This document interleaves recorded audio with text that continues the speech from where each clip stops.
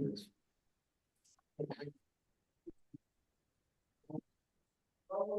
evening, everyone. I'd like to welcome you to the meeting of the Public Works Committee.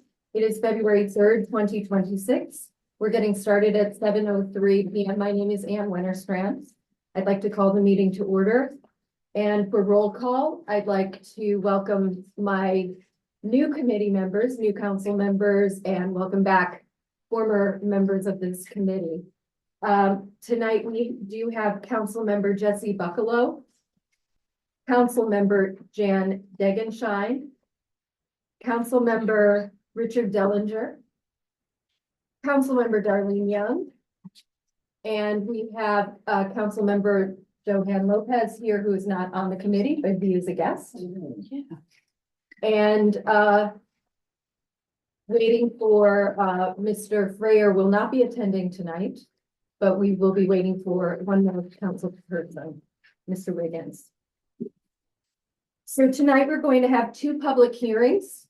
The first public hearing is for the honorary naming of Lincoln Avenue Extension to Master Chief Alexander Restrepo Way. The public hearing shall be conducted in order to hear all parties interested in commenting on the proposed honorary street naming and to take such action on said naming that the committee may deem advisable. And at this time, anyone from the public can speak to the honorary naming of Lincoln Avenue Extension to Restrepo Way. I know we have some people in the room in person who would like to speak. Okay. Identify yourself, please. Sure. My name is Katie Restrepo. I live at 15 Fairfield Terrace, and I am Alex's sister-in-law. I am representing our group here because it's very emotional for us to speak. So I'd like to speak on behalf of the three of us, Adriana Larshavec, 56 East Rocks, and Michelle Patrides, East Avenue. So thank you for the time to speak in behalf of Alex. Alex was a Norwalk resident. Alex went to Columbus School, where Nathan Hale graduated from Brian McMahon, where he was a standout athlete and both the football team and the wrestling team. Alex was state champion wrestler in his time. After graduating, Alex joined the Navy, where he served a lot of years, a lot of military time that we don't have time, I know you've all read his obituary, so just in the interest of time, but Alex was such an incredible asset to our country in the way that he served. Alex became a Navy SEAL. He was hand selected for the first SEAL Team 6 and served our country in a way that I don't think any of us could really comprehend. The types of missions that he was employed at, the types of things that he did in service of our country, to the point where he had the flag flown over the Capitol in his honor. The acts of valiance and bravery are just too many to mention, but Norwalk was his home. And although he left and joined the Navy and then settled in Virginia Beach and married and had 3 children, he always came back, especially to Lincoln Avenue. So Alex lived in Cottage Street and houses all over. His parents were both immigrants. His dad his mom from Costa Rica, where he was actually born in Costa Rica, but came with her, learned English right at Columbus School, right there on Concord Street. And but Norwalk was his home, and his parents are the epitome of the American dream. Came here, made a life for themselves, bought a house on Lincoln Avenue, and that's where we all, as the extended family, as the nieces, the nephews, the in-laws, spent our cherished time with Alex, and that has been their home. Their father, his mother has passed away. But my father-in-law still resides there, and that is the place that is the keeper of our memories. And so every year, Christmas time or summertime, he would come and need to be back in the place that was the home for them and for all of us. This is where I grew to know and love Alex. and stop. I'm holding it together here. You're doing great. He, it's really difficult for me to sit here in enough time to talk about what he did as a Navy SEAL. And I think, part of me today, when I was talking to my husband, his brother, was saying, well, what else should I say? And I said, part of me feels like we should have done this when Alex was alive. And he wouldn't have wanted that. True Navy SEALs don't want the accolades. They don't talk about the valor. They do what they do and did what they did for our country. And he would have poo-pooed it and said, no, that's silly, that's crazy. But we feel that, it's our way of honoring him and what he did. And Brian McMahon has 2 years ago put him on the Wall of Fame. Who he is and what he has done is worthy of this honor. And so I thank you for considering it. I thank you for the time for allowing me to speak on his behalf. I can cry now. He is loved and he is missed.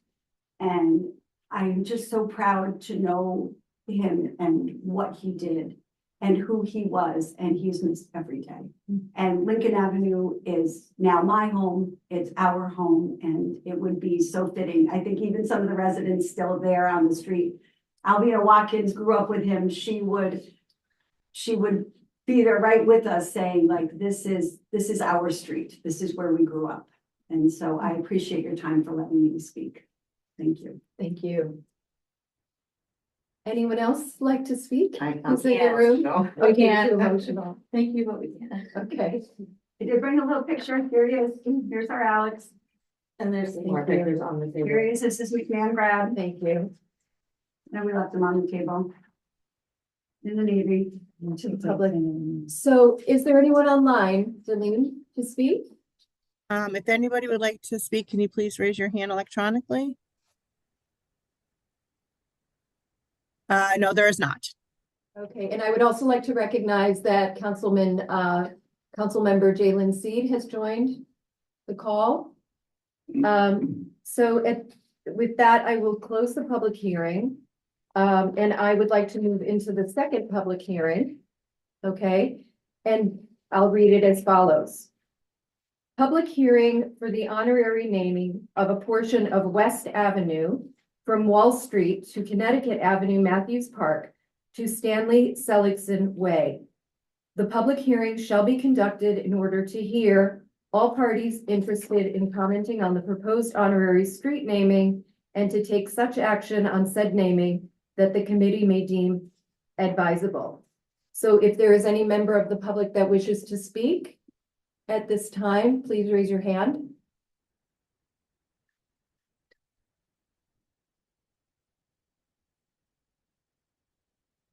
I do see Mr. Michael Sorrell. Thank you. Yes, very close. Sorreo. Sorrell, I'm sorry. No problem. Thank you. Good evening, everyone. Thank you for the opportunity here. My name is Michael Sorreo. I'm president and CEO of Seligson Properties, headquartered at 605 West Avenue. And I worked closely with Stanley Seligson for more than 2 decades.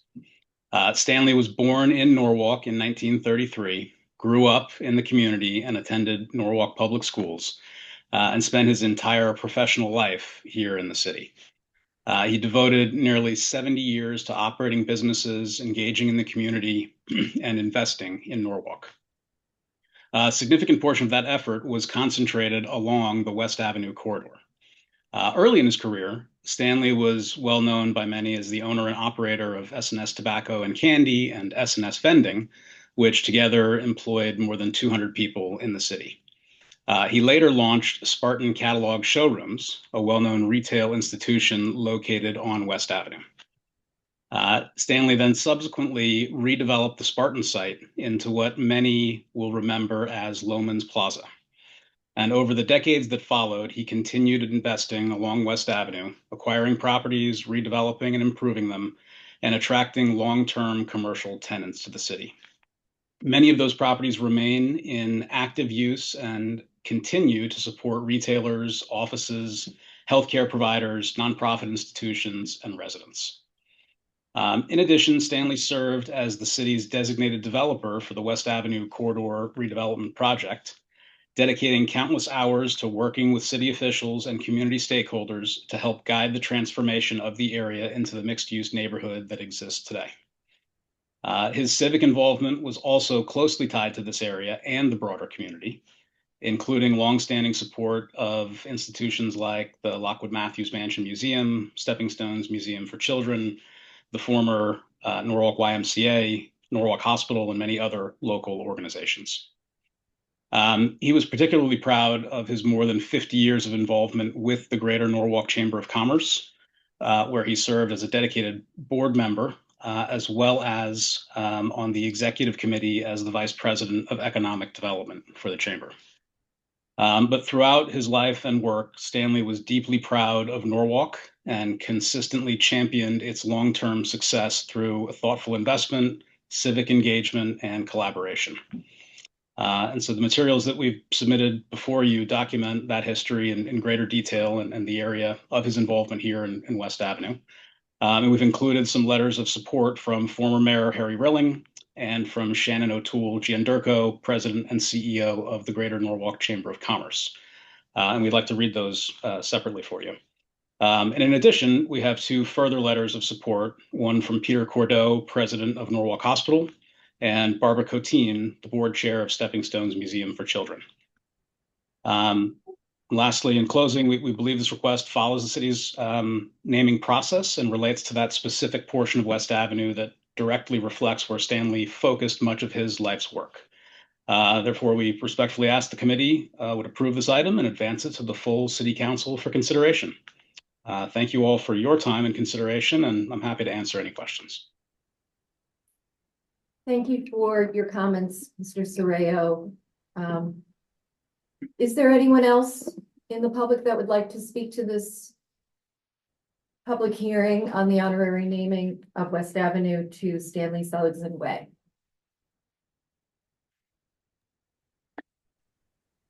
I'm sorry, did you have something else to say? I just wanted to read a couple of the letters that we submitted for the committee members here, if that's all right. I think that we can just add it. Yeah, you Was know. the letter submitted? Two of them, yes. They were. So join the package. The two additional ones? Okay. Two were not in there. Yeah, there were two that were submitted in the initial package, one from former Mayor Harry Rilling and one. And we received those. And Okay. There are two additional is what you're saying? There are two additional that we'd like to read in, and we could always email you copies of them. I don't know that time allows us to read them into the record right now. Could they be You can sent to submit it, us? yeah. You can submit that to us. Thank you. Okay, sure. Our pleasure. Thank you. Is there anyone else who would like to speak? Ms. Loricella? It's related to them. I'm sorry, is it this is not the public participation, this is still the public hearing for. Right, Seligson. my finger went too quickly, so I am not here to speak on. Okay. Thank you. All right. So is there anyone else who wishes to speak to this specific item of public hearing? We have no one else raising their hand. Okay, thank you. So I'm going to close the public hearing. And before I move on to acceptance of the minutes, I neglected to roll call the staff of Public Works that have joined us and Chief Vanessa Valderas, who would like to introduce her staff actually, because we have so many new members of the committee, we thought we'd just take a moment to do that quickly. Thank you. So first of all, I want to welcome our new members. It's not every day that you guys get treated as today, so just so you guys know. But yeah, I know that we'll have the opportunity to work together, and then you're gonna meet more of the staff. But for now, I just want to first introduce myself, Vanessa Valadares. I'm the Chief of Operations and Public Works, and also some of the staff that you always see in those meetings. So I want to start with Chris Torr. Chris Torr is the Superintendent of Operations. I also have on the call Tom Zabel. He is the solid waste manager, and we're able to see him on every meeting when he does the report.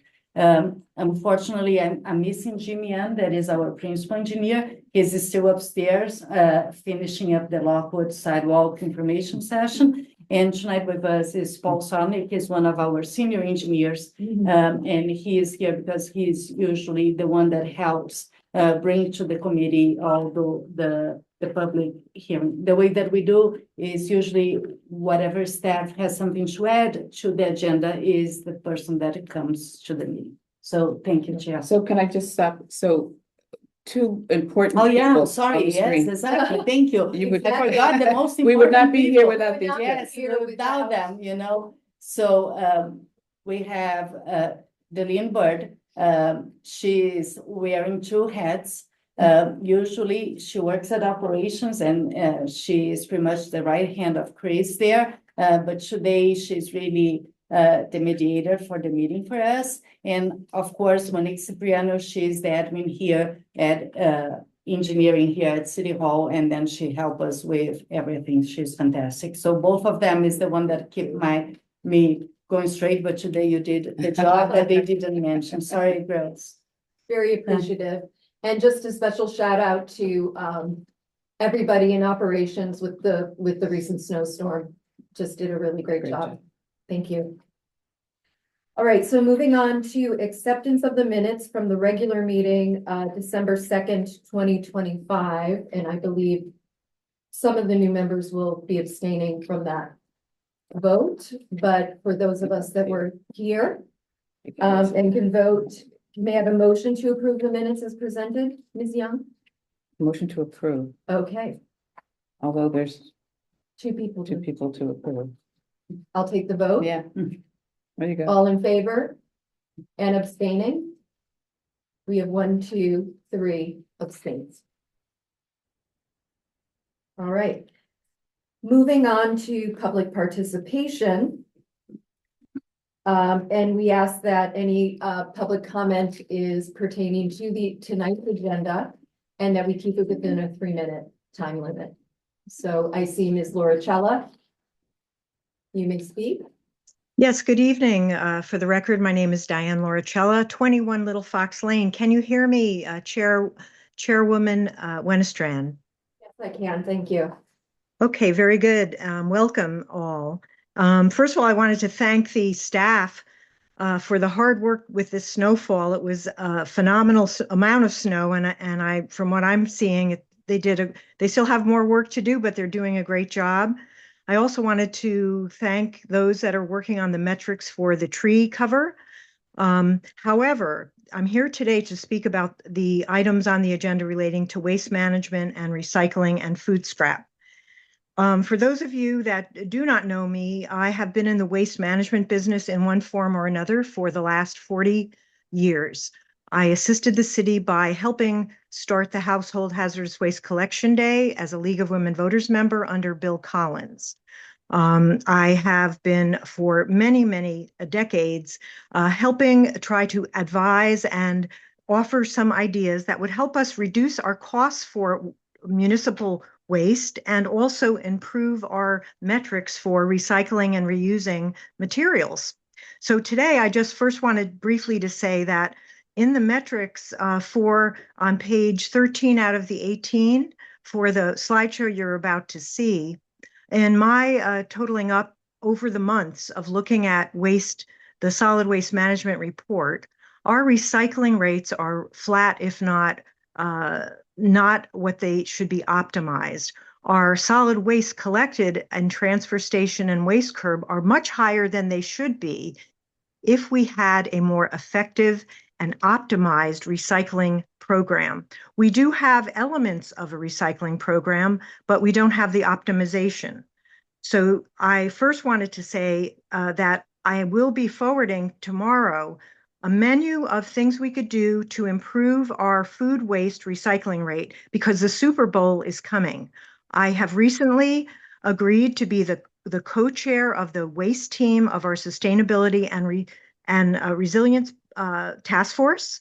And I feel that we need to begin educating people and making them think about reducing and donating food waste.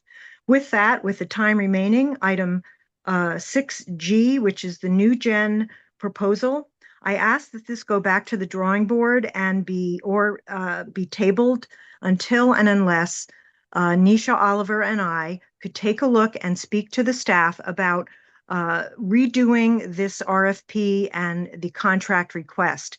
The reason being that our food waste should include education, should include a potential for aerobic static piles in our certain selected city-owned properties like parks, and should include taking a look at reducing food waste with even home composting elements. I looked at what was proposed in the 7-page request. I find that as a consultant myself, I find that the scope of work is not worth $33,000. I would rather see some of that money spent to help hire graphic people and PR people for our entire recycling program, since Mr. Szabo still has not really put forth a comprehensive educational program. So I asked that because, and I really didn't want to come to you today to talk about this situation. I appreciate New Gen, but as a fellow environmental professional, I find the scope of work to be limited, not embracing, and to limit it to in-vessel composting, which is becoming a trend that Stanford has embraced, is a huge mistake. If our city feels that that is the only way that we can handle our food scraps. So I ask that this go back to the drawing board. We bring it up again in March. There is no rush on this. There's no rush, no matter what you're going to be told by the staff, because I've sat through many of these Public Work Committee meetings in the past. I'm very sorry I couldn't be there in person, and you don't have the video on, so you cannot see how sincere I am, Chairman Wennerstrand, but we could not meet before this meeting, and I would have told you about what other towns are doing to meet the moment on food scrap recovery. Lastly, there is absolutely nothing in this expensive RFP that includes a regional approach to food scrap, and that is key if we're going to be able to afford and to get our act together on reducing some of our waste streams. Thank you, and please take what I'm saying seriously. Some of you, after the public speaks, the staff is very good at talking to you about why they feel this is going to be a good letter, a good RFP. They are incorrect on this, and I ask that we have a meeting as soon as possible with Nisha Oliver and myself and Jody Trendler to talk about a more I'm sorry, comprehensive. Ms. Lauricella, you're over your 3 minutes. Thank you, Jolene. Let me please finish my sentence. Thank you very much, and I look forward to your discussion. Okay, thank you, Ms. Lauricella.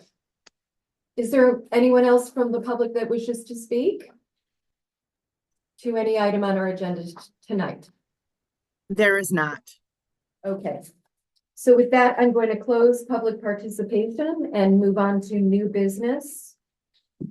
Starting with item A, authorize the mayor, Barbara C. Smith, to enter into a subordination agreement and such other instruments incidental thereto with the Housing Authority, NHA, for the city of Norwalk with respect to the city's easements at 20 Day Street in connection with NHA's ELUR application to DEEP. May I have a motion for this item? Thank you, Councilmember Degenshine, as I clarified earlier today. And do we have Kathleen Royal is going to speak to this item. Yes, and I'm sorry, my video evidently doesn't work. Kathleen Royal, I'm the newest assistant corporation counsel for the city of Norwalk. So I am representing this application, or this memo that was put together. So in order for the Housing Authority to develop the parcel at 20 Day Street, they need to submit and get approval from the Department of Energy and Environmental Protection An ELUR is environmental land use restriction. The requirement is that any party who has an interest in the property prior to that filing has to grant the applicant the subordination agreement, which basically ensures that the rights that we have take second place or are no longer prioritized, and the environmental land use restriction is the priority land interest. So in order for the application to be filed with DEEP, we need to provide this subordination agreement. The actual interest that the city has in these properties are very small sidewalk easements. Okay, thank you for that explanation. And I'd like to open it up for questions, comments, discussion on this item. Any questions? Anything you'd want to add, Vanessa? No, I think that Kathleen was able to explain, this is very common. And some areas that we have an easement, if there is an LUR, we have to turn into a subordination agreement, so this is not the first one. Okay. Yeah, you're good? Yeah. Okay, so then I'll take a vote. All in favor? That looks unanimous. Okay. And moving on to our next item, which is item B, approve the honorary naming of Lincoln Avenue Extension to Master Chief Alexander Restrepo Way. May I have a motion? Okay, Councilmember Buccalow. And we heard from the family, we read the backup, we had public hearing. Very appreciative of you being here, very emotional. And we really appreciate you being in person and speaking to the honor of your loved one and his contribution to our country and to being a real patriot from Norwalk. Thank you. Is there any other comment or question here? I think it's always telling when people have such a strong connection to their community. You know, the school they went to as a youngster, the neighborhood home they grew up in, and you're still there. And so that speaks to a real connection to the city, you know, above and beyond what you've already done, what he's done, what he means to your family and what you mean to Norwalk. A lot of times people go in different directions and your history kind of fades away, but it's living proof right here. And it's a good thing. I think you said he went to Brian McMahon or Norham, but they've even recognized Right. his contributions. And so that's a real honor and I know, a blessing for the city. I mean, Norwalk has people that come back to the city and they stay here and live out their life here and give back. So thank you. Anyone else? I wish that I could have had the honor of thanking him for his service. Yeah. It was absolutely extraordinary. And when we look at the requirements for an honorary street naming, it has to be something that is above and beyond. And certainly he devoted his life to the country. I also think that it is an extraordinary opportunity that we have to celebrate that a young man who was born in Costa Rica and came to this country and whose parents were the first generation in this country set such an example, such an exemplary example for everybody else. And I think that will be just one more bonus to that naming of the street. I had one technical question that has nothing to do with my vote on this, and I think you know from my heart where it's going to be. Lincoln Extension is nearly touching Lincoln Avenue. Is there anything on the street map that it would be mapped to connect the two streets? And if there isn't, then that what's Mr. that. Slavnick, would you like to speak to that? No, there's not. Basically, it's an intersecting street that's off of it, and the street, we've been asked where we'd like to sign. We talked with the family members, and they'd like to sign at the end of the street. So it goes from the intersection and would be up to the dead end section. What they said that they would like requested. So at the corner, at the four-way corner, right? And right, right? Where Lounge is. Where Lounge is.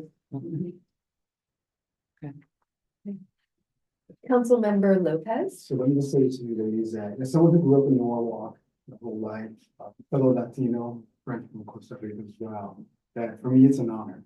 It's a privilege to be able to recognize this gentleman here in Norwalk. So I'm so glad, I'm so happy that you guys came forward to talk about him. And also provide the information you didn't have. It's a real honor. Thank you. Thank you. Thank you for those comments. They really mean so much. So I have to just say, because you were my son's teacher. I just had to say it. Now I can say it. I was just say thanks for bringing it to the city. Yeah. Thank you, Michelle. For service. Thank you, Michelle. And, yeah, be a pleasure. Yeah, I just want to also, did you bring the sandwiches? Oh, wow, thank you, I'm just kidding. No. Monique, you can thank Monique. I'm kidding on that. I also want to thank you, coming in for the first time and hearing about him and reading about his record. It's incredibly impressive. And he gave so much for our country, and I just really appreciate you all being here and showing your support. And it's important for Norwalk to recognize that, so thank you. Right. And I don't know if the rest of you know that Michelle Magic was a former council member as well. I So- recognize Yes. faces. I feel like, Yes, It was a while it was ago. a while ago. We're all So families let here. me just, We grew up here. thank you. So the vote that we're taking tonight is to move this to the full city council for approval. All right, and I'd like to take the vote. All in favor of moving this to the city council for approval? That looks unanimous. Wonderful. All right. Congratulations. Thank you. Thank you. Thank you very much, David. All right. You don't need to stay until the end, you guys will future. All right, now. Thank you so much. You know what I they look appreciate like. it. Thank you so much. Bye. Thank you. Okay, thank you. Have a great night. Meeting will be on the council meeting, so the item will be on the next Tuesday. You guys are welcome. You're welcome to come to the chambers upstairs. Definitely. Thank you. all. Thank you. Have a wonderful evening. Thank you. All right. And I realize it's a long time since we had a committee meeting really in person, so it's got a little bit of a different flow than when we do it on Zoom. Entirely on Zoom. And, Mr. Meehan has joined us. No, Welcome. Hello. You survived. yes, everything's fine. And, the next item is item C. This is to approve the honorary naming of the portion of West Avenue from Wall Street to Connecticut Avenue, Matthews Park, and to name it Stanley Seligson Way. Do I have a motion? Mr. Dellinger, thank you. So I'd like to open this up to comments and discussion here. I don't feel as comfortable with this one as I did with the previous one. Stanley Seligson certainly was an important person to the redevelopment of Norwalk. From what I understood from the presentation materials, starting in around 1979, he began to put together properties along West Avenue. And I think it's to his credit that he had the vision to see that there was something valuable about West Avenue.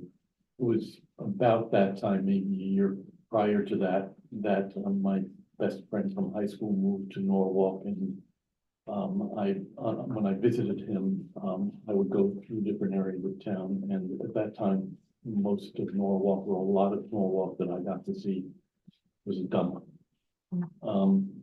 It was past due for redevelopment.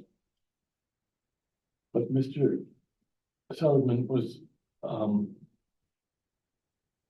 doing his job as a developer.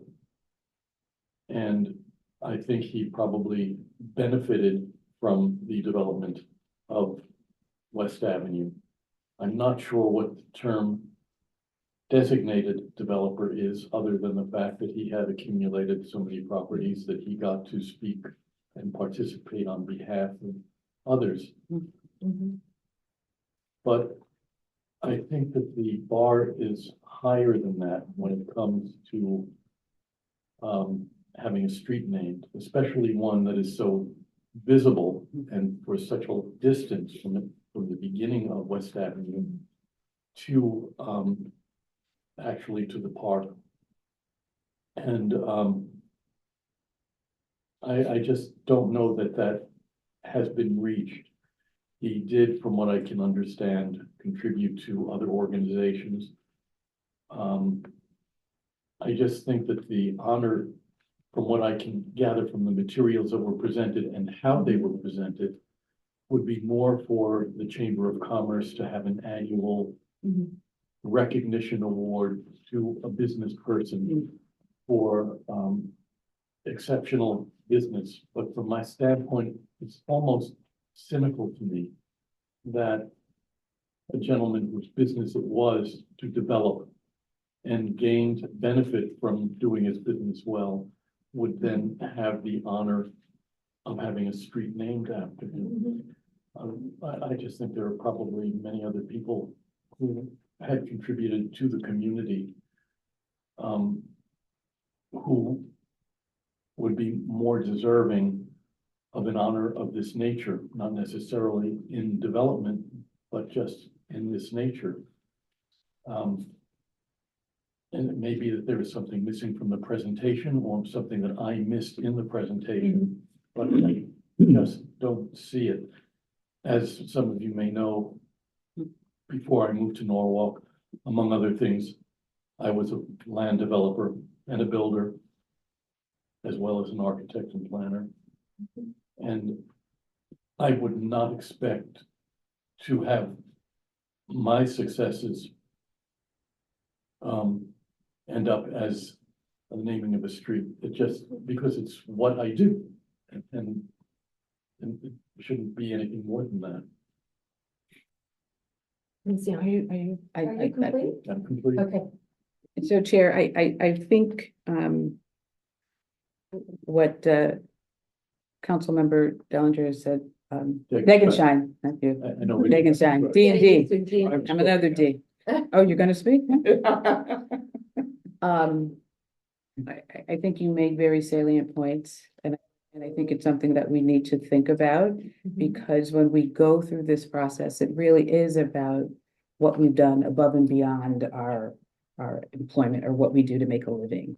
And I think it's about how we impact others' lives to a greater extent. And I think to that point, maybe if we send this back to committee, or is that the best thing to do, or We could table this this. until the, I mean, I'd like to hear some more comments, but I would be leaning towards tabling this so that we can get some of the missing material in the backup and perhaps get a little bit more public input as to how Mr. Seligman, how it raises to the bar of the honorary naming. so if we make a motion to table, I'm not sure if that's even debatable, is it, or send back to committee? No, we are ready in committee. So Yeah, what will right. happen Well- is that you guys table means that we're not gonna move forward to council. And then it will be up to the applicant to provide more information to us. And it doesn't need to be necessarily next month. Whenever they feel that they are able to compile enough information, they can come back and ask to be reconsidered. Yeah. And then we can definitely provide more of the material whenever they approve. Another thing is that this was, again, a public hearing. Sometimes there was only one person that spoke about it. So another thing that can happen is that they can kind of gather more people, more information, and then we'll start the process Yeah. again. That's how it would work. For us to do. Sure. They can, yeah. You can get more information and come back once they Okay. have more information, if they have anything else to present. Okay, so unless there's other comment, I can take a vote to There were just a couple of things that I Sorry. would like to know. One is, in the process of accumulating the properties that Mr. Seligman accumulated, what was done with those properties in the intervening years before they became part of this development corridor? And what was the role of other people who were involved in the rezoning of the properties along West Avenue? How much of a contribution was it of theirs as opposed to or in conjunction with Mr. Seligman? I think so those are some of the exhibits that I would like to have brought back to us. Anything else? I'm just curious about the motion and the procedural aspect of it. Right. When do we vote on the motion? I think I made a motion to accept the proposal. You guys We have can vote to table on that. can vote. Yeah, Can we vote to table? Yeah. Yes. You can vote Might to, more just um, procedural. Right. you can That was to bring it deny, forward. approve, or you can always table an item, Okay. okay? Right. Any further comments before we table this? I'll just share, I think we just want to acknowledge we're looking to learn more about their Yes. contribution to the community. I appreciate Councilmember Degenschein's, comments around development and how that's better served the community. I'm also just interested in learning a little bit more of their contributions. I see that he served on boards and, helped a lot of community-based organizations here, just learning a little bit more about that. And we have the opportunity to learn and hear more. I think it could be a compelling reason, to want to move forward. Okay. Right. So it's a vote, right, that we take to. You table? have to do, Yes. I think that you have to do a proposed to table, Okay, and then we get the vote.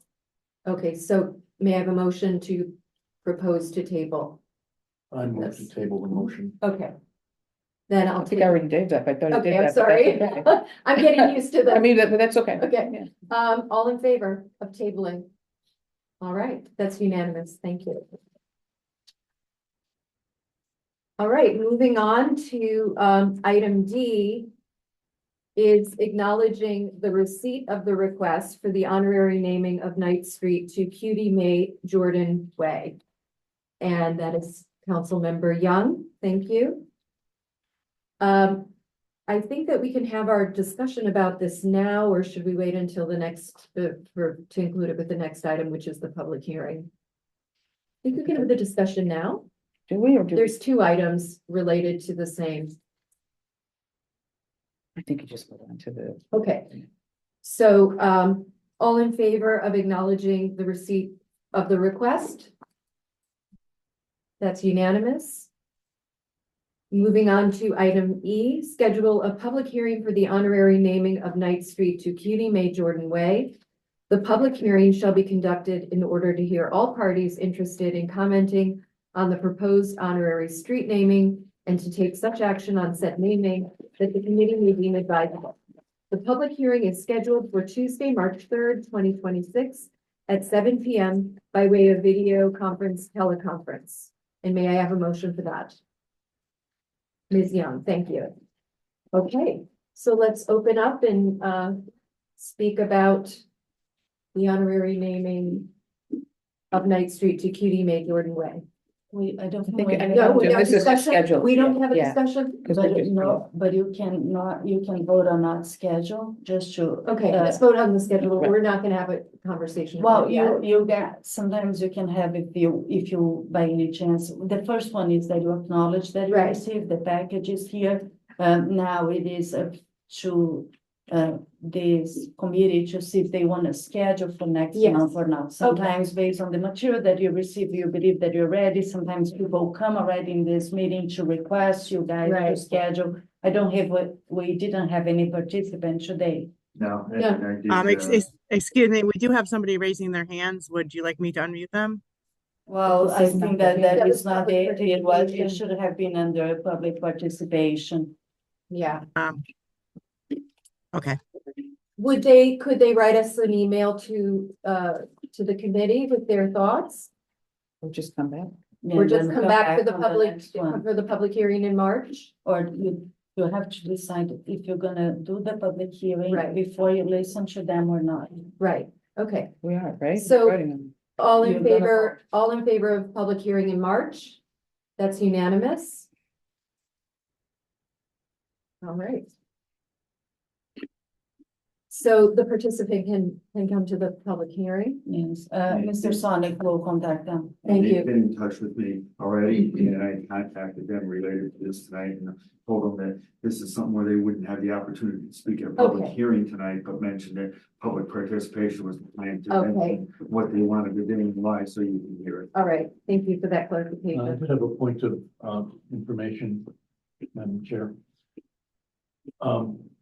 I want to clarify that if there's an honorary naming of a street, in this instance, it's Knight Street, that doesn't take away the name Knight Street. No, It's officially. correct. It's not. No, It it is is not not in honor. There is probably some history to naming that street Knight Street. Right, it doesn't. And just in general, I can clarify for you, what they're looking for is basically the length of Ninth Street from Wall Street up to North Avenue. And what happens is, and you'll see them around kind of various places, including the one in the parking lot right here. The green and white signs are city streets, and then the honorary are blue and white. So, Frank Esposito Way, you'd see out here in the parking lot, Mhm. there's an honorary name for City Hall Drive. And also no addresses get changed and the city doesn't consider that as the official name of the street. Okay, that would confuse the post office. right, Does that answer your question? That answers that question. okay, So green and white and blue and white are the difference. great, thank you. All right, so then we can move on to F. And I'm gonna be asking for a motion. I'll read both of them together and move them together. Number one, authorize the mayor, Barbara C. Smith, to execute the Fourth Amendment to the December 12th, 2023 agreement between the city of Norwalk and M. Rondano, Inc. for purchasing project 4322 DRG 2023-3 on-call drainage at various locations for a sum not to exceed $1,124,616.15. Accounts noted. And number two, authorize the Chief of Operations and Public Works to execute orders on the contract with M. Rondano, Inc. for project DRG 2023-3 on-call drainage improvements at various locations for a sum not to exceed $112,461.62. Accounts noted. May I have a motion for both? Thank Because you're you. looking at me. Thank you, Mr. Dellinger. Mhm. All right, and I believe Mr. Meehan is going to be speaking Yes. to this. Thank you. So, thank you, Madam Chairman. We have an existing contract with Rondano Incorporated. The purpose of this contract, it's an annual contract for on-call drainage. The main purpose is, this contract has two main purposes. One is preparation for our upcoming sidewalk and roadway project, paving projects. We want to get out there, get these guys in, have any drainage that needs to be done prior to any of our projects, because it's a busy summer and we like to get that going. They tend to work throughout the year.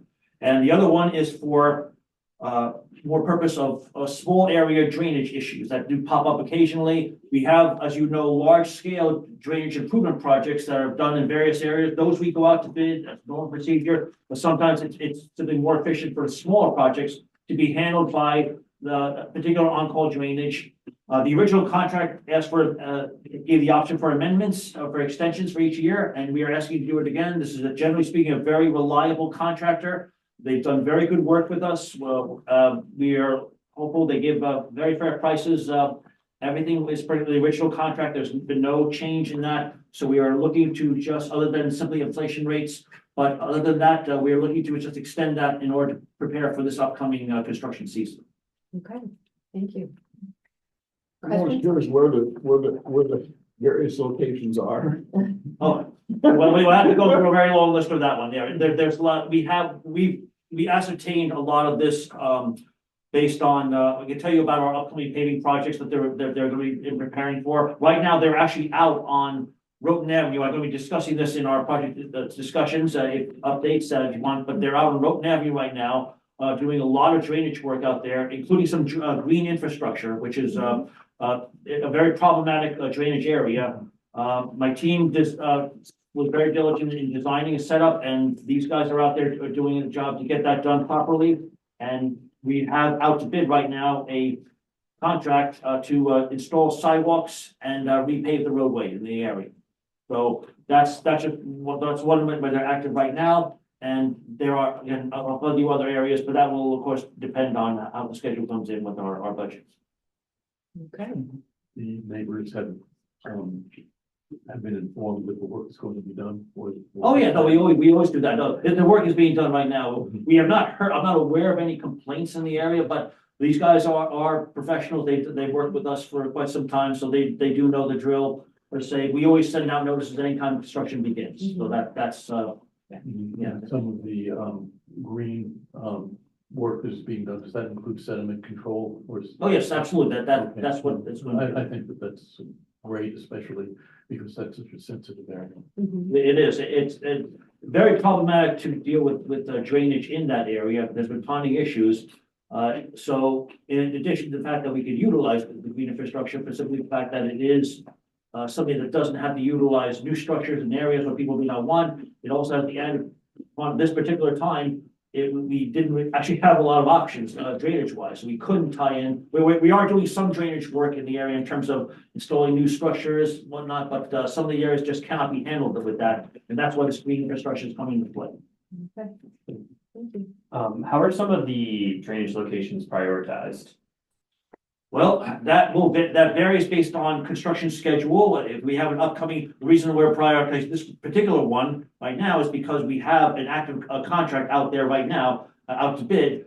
We're hoping to install the sidewalks and do roadway paving relatively soon. So this particular one happened to have a priority just for that alone. There are also other areas, other projects we've had them out there for, where we said, okay, this particular area is receiving a lot of flooding. We really need to address this right away. So construction scheduling for our follow-ups for our roadway paving projects, which is a big thing with us, and our sidewalk installations, and basically problematic drainage areas, smaller ones there. That's tend to be how that gets done. And just to follow, are we seeing any repeat problem areas that suggest like larger capital? Not that I'm aware. No, this is not, if we ever get something that's a problematic area, we would investigate that. I'm not aware of any areas that they've done over there where it's received. Some of the areas we know that we try to alleviate flooding, but we can't stop it entirely. It's just matter of We do have a very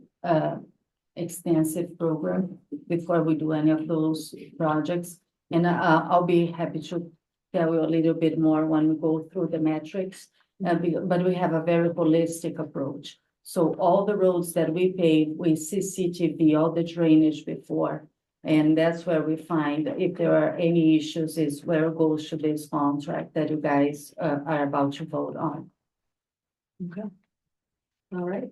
Any other questions, comments? All right, seeing none, I'll call for the vote. All in favor? That's unanimous. Thank you. All right. Item G, authorize the mayor, Barbara C. Smith, to execute the first amendment to the July 20th, 2023 agreement between the City of Norwalk and New Gen Strategies and Solutions LLC for municipal solid waste disposal consulting services for a sum not to exceed $33,300.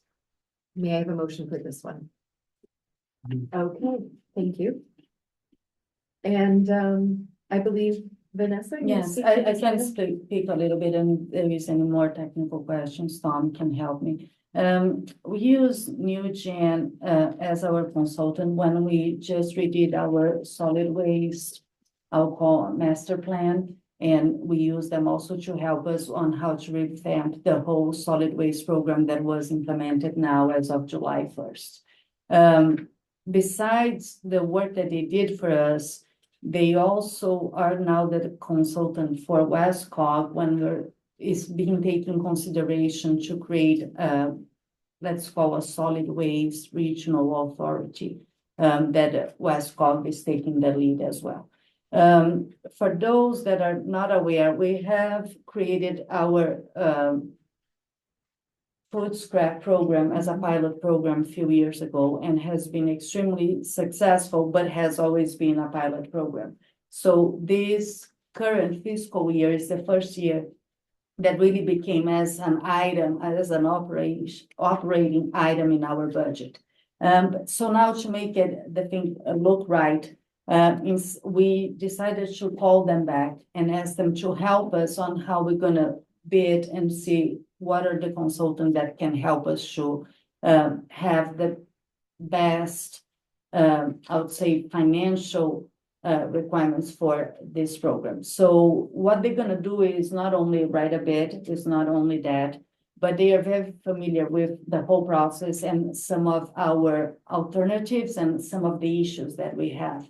So the idea is to help us on this bid, not only find what will be the best vendor to help us with the locations that we have now, also be able to include on the bid in case we expand some other locations for drop off and a few other things that we believe that is about time that we can try to consider.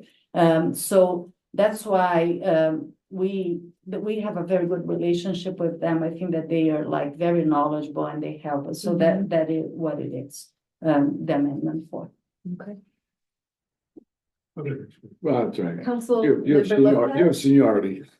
Councilmember Lopez. There's a quick question.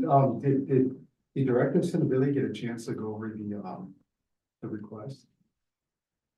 Or? No, this request that's being made. For the amendment. Oh, this is just because we already have a contract with them and we are just asking for an amendment to the contract. It is really something related with when we did the original RFP, there were already kind of the tasks that was aligned to what we could use the consultant. So we haven't talked to our Director of Sustainability about giving that to them, but we're gonna invite her to be part of the process of helping us on drafting the bid and for the food scraps. Oh, I see. Right. You know, this is just really, first is we are just asking to use the money that we have for extending this, giving this task order to our original consultant. Got it, okay. Okay. For me, it just seems like, I think I have a lot of questions regarding the amendment. And looking at it now, I mean, I honestly think it would benefit from input from the actual director at this point. I mean, I would request that this be tabled until, we can, even as the chair of sustainability, to get a better sense of what this entails. So yeah, that's just my, Okay. that's my concern. I read over this too, and it interests me because there's a nature advisory committee at Oak Hills. Johan and I were just at a recent meeting. They talked about composting a lot and having a place in Norwalk. Is that part of this agreement to have a company look at composting with the intent to save money to the city in terms of what we can do with our compost?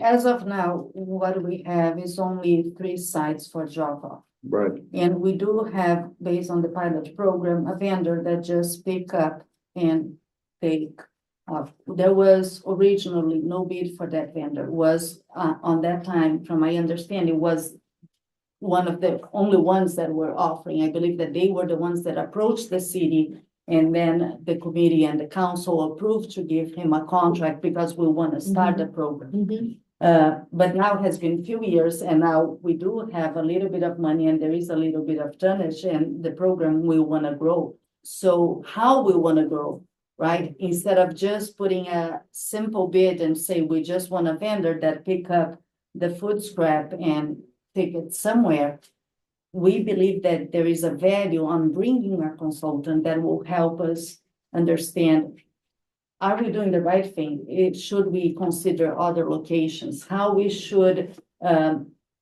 exercise this bid in a way that we can provide more value to the city. Also is a lot of the feedback that we can get about nationally what others are doing. And the fact that, again, she's helping Westcog on a regional level, I say she because our point of contact is a woman, but the company can kind of help us on making some decisions on how we should continue with the program. So that's why. So this number is really just to have the consultant to help us strategize. So I'll use an example, for instance, for Oak Hills, we are not considering anything related to Oak Hills, but that is the job of the consultant. Sometimes what they tell us is maybe if we are able to also include the golf course, the tonnage will be much bigger that we can be more, let's say, we'll have more benefits to some other type of vendor. So that is where the consultant part help us. That's what it is. I really like the idea. I guess my only question is there any downside to postponing this based on some? We do not have a timeline. The only thing is, as I said, we'll continue paying for a vendor.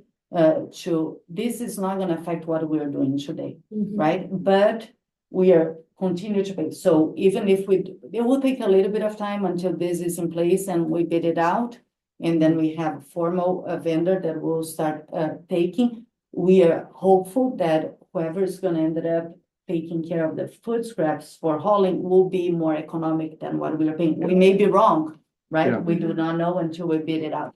But that's why there is, so if doesn't get approved tonight, there is no issue with it. There is something that is really critical that needs to be decided now. I just think there's some members of that committee that are very knowledgeable about this, much more than I, and I would love to get their input in this before we approve it. I think that we're fortunate in this community that we have a number of people who have some experience in the various aspects of it. I think we have to take advantage of that. I just want to put back 1 month. I don't think that's going to be that long. I just have a contextual, I'm trying to understand what the original contract is, and then you've explained what the scope is of the amendment of what we need moving forward, but what was the original contract then with the consultant? So the original one was to really try to help us understand how was our solid waste collection program that we didn't know. So we had to put all that information together. Also with our transfer station, help us. Then there was a short-term, a mid-term, and a long-term plan. There is a whole presentation about that plan that was made to the council, I would say maybe November of 24. So I believe that is, if you guys go back, you're gonna be able to see that. And as part of this whole study that we did, is how we ended up putting out to bid our solid waste collection and transfer station operations. That help us also part of this plan. So that was the original task order to the contract with UGM. And we believe that they did a very, very good job. One of the things as part of this master plan that was identified is that, okay, now after you guys implement, we are like 7 months into rolling out the new solid waste plan is, okay, we know food scrap was a big thing about it. So we are calling them back and said, okay, now help us to look into more detail what we can do better for our food scrap. That's what it is. I appreciate that, and I'll go back to see I'm sure there was an original, plan and everything, so that's helpful. And just a quick follow-up. When we decide, whether it's this meeting or tabling to learn more and have some more folks look at it, when would the council expect to see the recommendations from the, what's the timeline once we engage? Usually I would say for something like that, it may take between 3 to 6 months. Okay. I'd like to see us, engage more about the community and the people and the resources that we have. We have so many engaged community members that can contribute to this. I just want to clarify that there are a few things that the public cannot do because there is some few things that, and being very honest. Yeah. Tom and is pretty much one person dealing with a lot of things that we have now, another full-time person that helps her that is more dedicated to a lot of the public outreach. So the public cannot write a bid, you Right, know, right. so there is a lot of things. So that's why with the consultant on board, that's the consultant job to go Bring. and to bring the community, try to understand what is needed. That's where Right. the consultant comes in Right. place. So now, and I understand the concern that you guys have, but I'm just being realistic. Right. We can table, but it is not will be that the public will be writing a bit. Right. You know, it No, has no. to be Right. kind of the No. staff and all Yeah. that. So that's why this is what is in front of you is just to approve a task order so that the consultant can really collaborate with the city and Right. all the other, and the community to be able to come up with a plan for the food scrap and Right. how we're gonna advertise that. So that's, So would that consultant then, if we do approve this, would that consultant be able to provide us with some reassurance or accountability that they are in fact reaching out to our Director of Sustainability and, you know, oh, yeah, getting- we can tell getting them feedback exactly what to and get with, for sure. with stakeholders in the community, because this is a really important Of issue, course. you know? Yes. Yeah, I would just to add to that, like I'm looking at, I'm looking at the scope of work. And it would be nice to see a little bit more about, just as interviews. And so like, just to learn a little bit more about what the community engagement process is, and having that spelled out a little bit more, I think would be helpful, to inform our decision. Okay. I also want to add that we have a sustainability task force. I think it'll be a great opportunity for them to actually be able to also provide their input.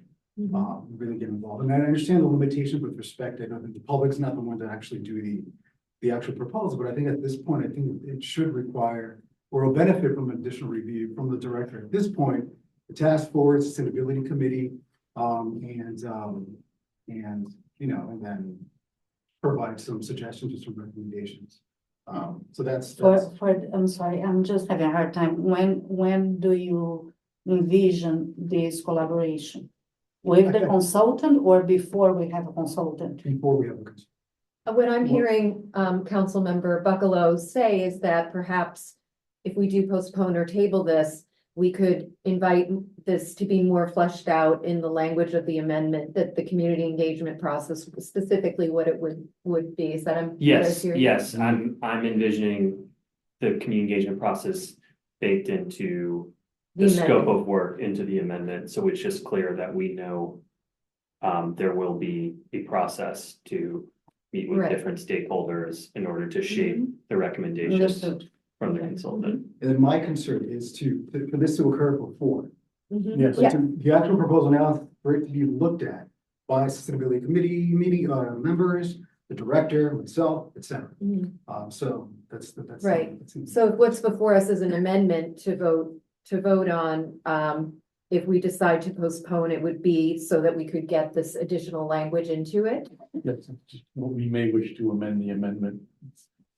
I gotta just say something here. I think it sounds like I don't wanna say it's a lot of work. Yeah. And so I just want everybody to know that, and I think what I heard you say is we've got these folks here that are going to do that work, but we want to include our organizations and groups in on this, which means how much time do we have? We're not on any time constraint. Again. So it's whatever we decide, Mhm. is that's how long this process will take, right? Considering that we do Considering- not know that we're paying the best fee and how Right. we are being like economically wise on how we are Right. using that. Right. And now we're not gonna start like creating, I know there is also people that want that we open more sites, Mhm. but I'm not gonna be willing to open a new site without really understanding what Right. else we'll Right. do. Right. So that's Right. what it kind of. That's reasonable. Yeah, I totally understand Right. the role So and purpose. I of the just consultant. want to kind of say another thing.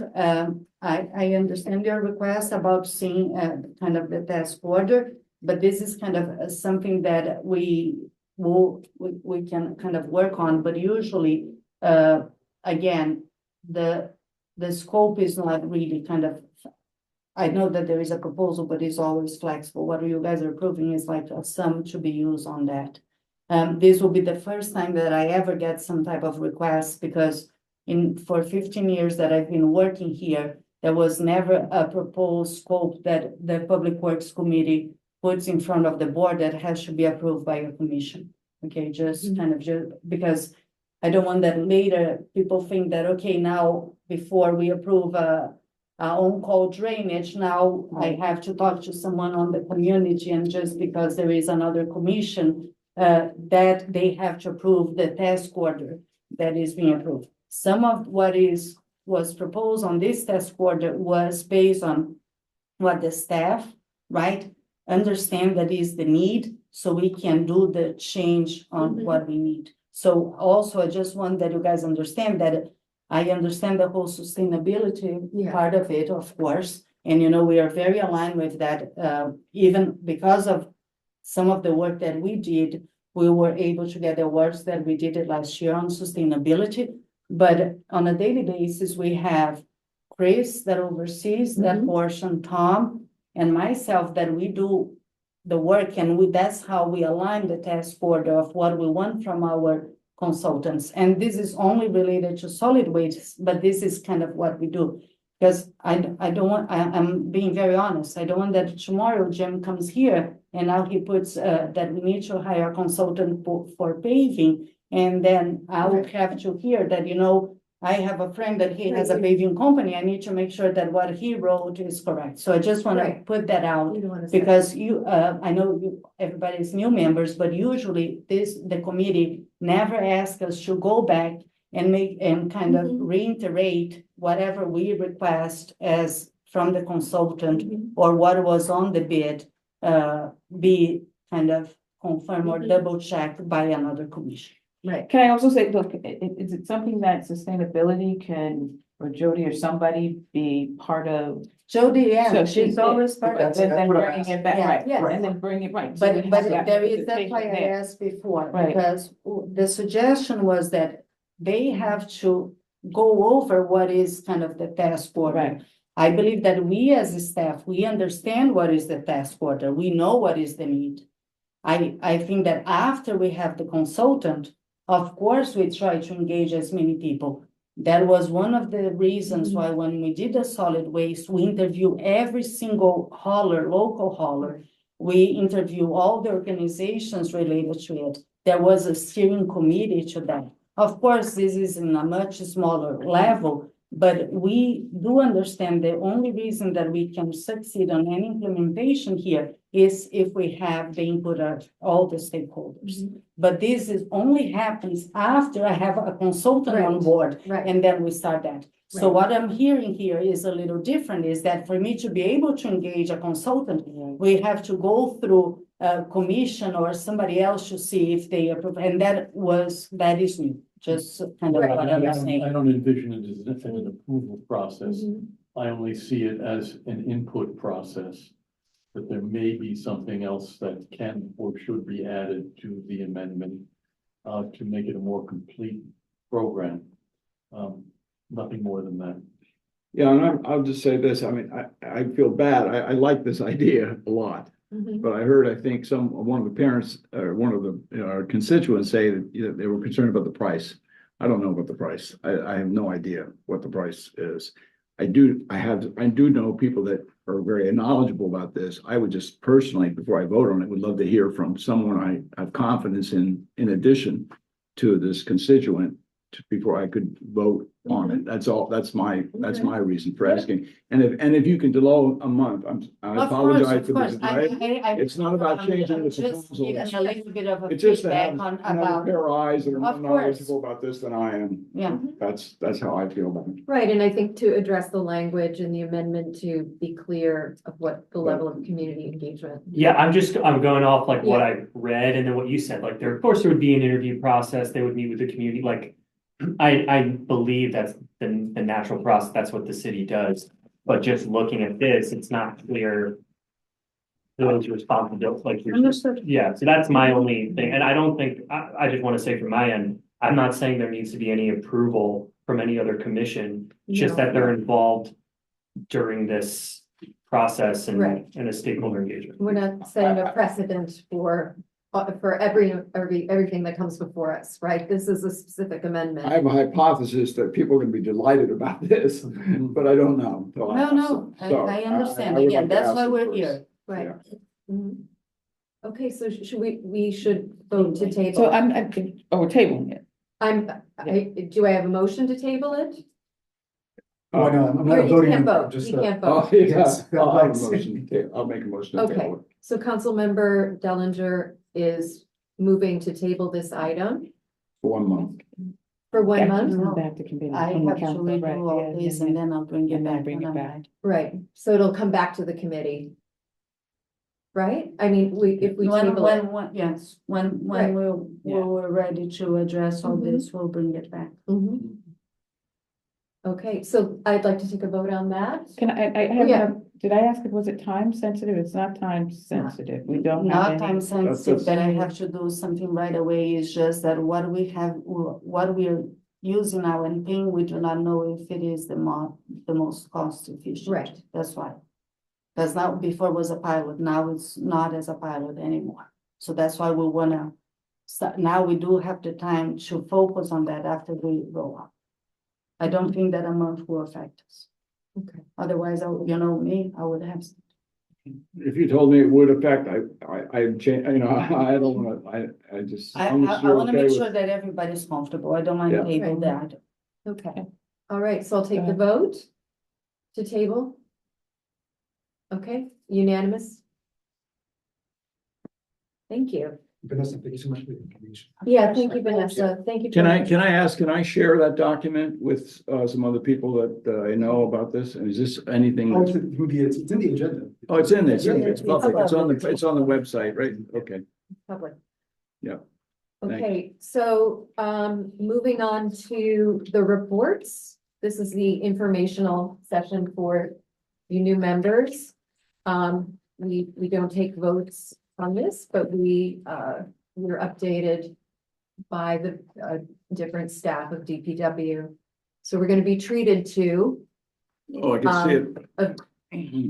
That's looking better. at the 2025 metrics.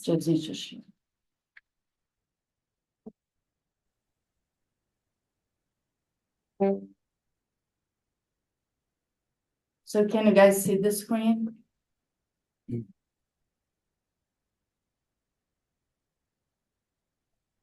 Yes, Yeah, okay. they can see it, as it says. Sometimes there is a little bit of a delay, so that's why I asked.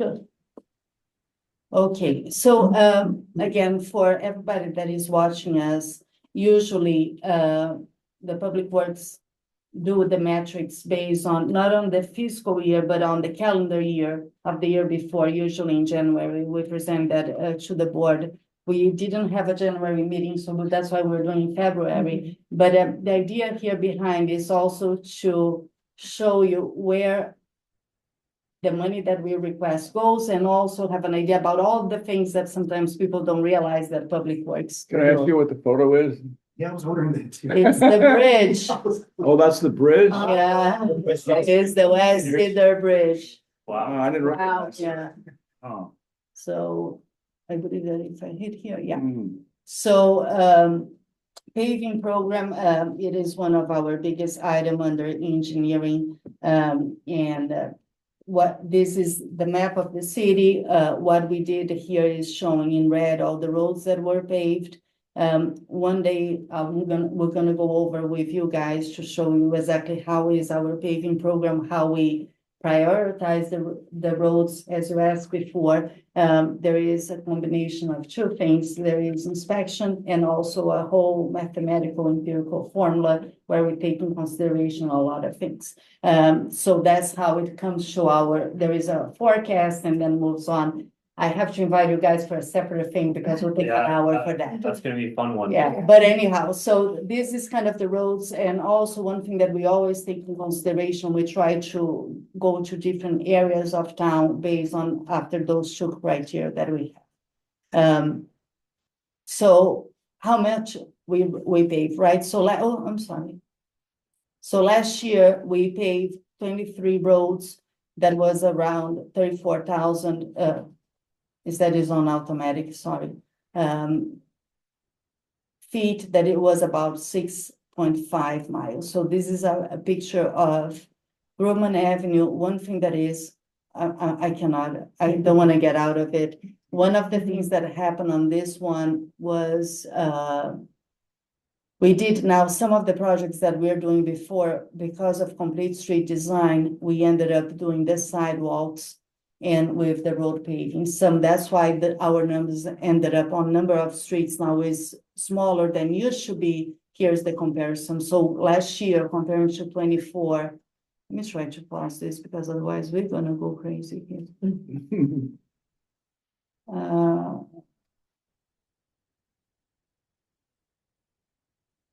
So the number of roads comparing to 24 was 39% less. So about 40% on number of miles of lane that got paved. And the reason is really because of the complete street design. Okay, this is not working. Let me go the other way because I'm probably making everybody. Oh. I'll start again. I'm not having any luck with this computer today, I have to say. Am I still sharing? No.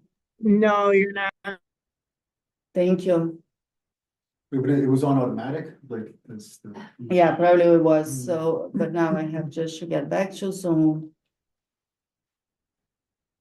Share screen. Yeah.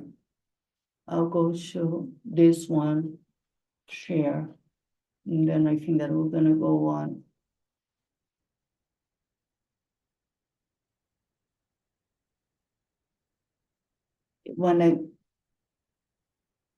I'll go like this because I'll have better control because I think that is on the auto for that.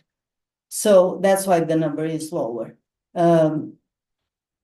Another thing that we do here is, of course, the sidewalks. So those were the streets that we ended up doing asphalt sidewalks. This was all related to our complete streets. So we did a total of 3.29 miles of new sidewalks in the city. That number is definitely I'm sorry, that was asphalt. These are concrete, so it's another 2.5. So we did over 5 miles of sidewalks that in the past we only would just restore what was there. So now with the complete street, the idea is that we are adding sidewalks, closing gaps and all that. So one of the concrete sidewalks example that we were able to finish was part of Flex Hill Road. We had 2 projects happening at the same time at Flex Hill when we finished one of it by the end of the year, and the other will be done now in the spring. Also, we did 2 bridges in 2025. West Cedar was really one of our biggest accomplishments last year. We did this bridge in only one construction season and was kind of and came out really, really nice. Here's the picture of the bridge. When we did the ribbon cutting, for those that are not familiar, we had a very narrow bridge. It's right next to NCC. And we're able to do, and the biggest thing about this was all state and federal money. We didn't put 1 cent on this project. What was the original width of that bridge? Do you remember? Or- 18 feet, it was 18 feet for the 2 lanes. Yeah. With no sidewalk, and the sidewalk was suspended on the south side of the bridge. Yeah. With pressure treated decking. Oh, Yeah. yeah, I never walked it, but I know it was very scary Yeah, to it drive. was it was. And then, of course, as we consider, we did the maintenance of Perry Avenue. We painted that the rail of that bridge. A lot of people do not know, but also DPW issue all the permits for everyone that is working on our right of way. And also, and the numbers are like, we have 3 people and plus 1 intern and 2 people working full time on this. So we also do all the plan review. Everyone that goes to planning and zoning, we get a copy of the drawings because we look for everything related that will affect the right of way and all the drainage. So all the drainage, if you are gonna propose any expansion in your house, we have to approve that. So you can see the amount of work that we received. So in 2025, we did 178 plan reviews, and from there, 159 got approved. We tried to get just a 2-week turnaround in most of those, and this applied for a big development as well. Permits, we had 657 permits issued in 2025. This includes people that were the encroachment that we call on the right of way, driveway, sanitary, tree permits, and fuel excavation. So if you think about it, we issue about more than 20 permits a day. What's a tree permit? Is if you have to cut a tree that is on a right of way, you need a permit. And that's only one. We only had one in that situation. While we cut our own trees on the right of way because we own. But sometimes there is a specific case that somebody else will have to cut that tree. So let's say that, for instance, you have a contractor that he is gonna do something and the tree is on the right of way, but now that curb line will move, for instance. Now he's gonna take that tree, but he needs to get a permit for that. We do have a whole, at the end of the meeting, one of the items, we tell you exactly how many trees got cut, but not necessarily by us. Those were the ones that were just the permit. Tree permits too, that's the one that was issued. There's many of them that they come in asking to do it, they get denied. Yeah. Oh, really? Because of the ordinance. Yes. The city ordinance. Yeah. Well, I do have a question about the trees. I think you mentioned in the other meeting that if a tree is removed, it is replaced by one in kind as far as its DBH. Yes. If it's a really large tree, how do you manage? We measure. So let's say if it is a 40-inch caliper, and we can, if we're gonna put a 5-inch caliper, we know that we have to put 8. So it's on the caliper that we do. And again, all trees on the right of way has to be posted before removal. So it's not that we just go there and cut, even for our own crew. Okay. So drainage, again, we did over almost $4.9 million in improvement. Just what I heard is that in the past few years, a lot of people will come to these meetings just to complain about the flooding, right? And now we are not hearing that.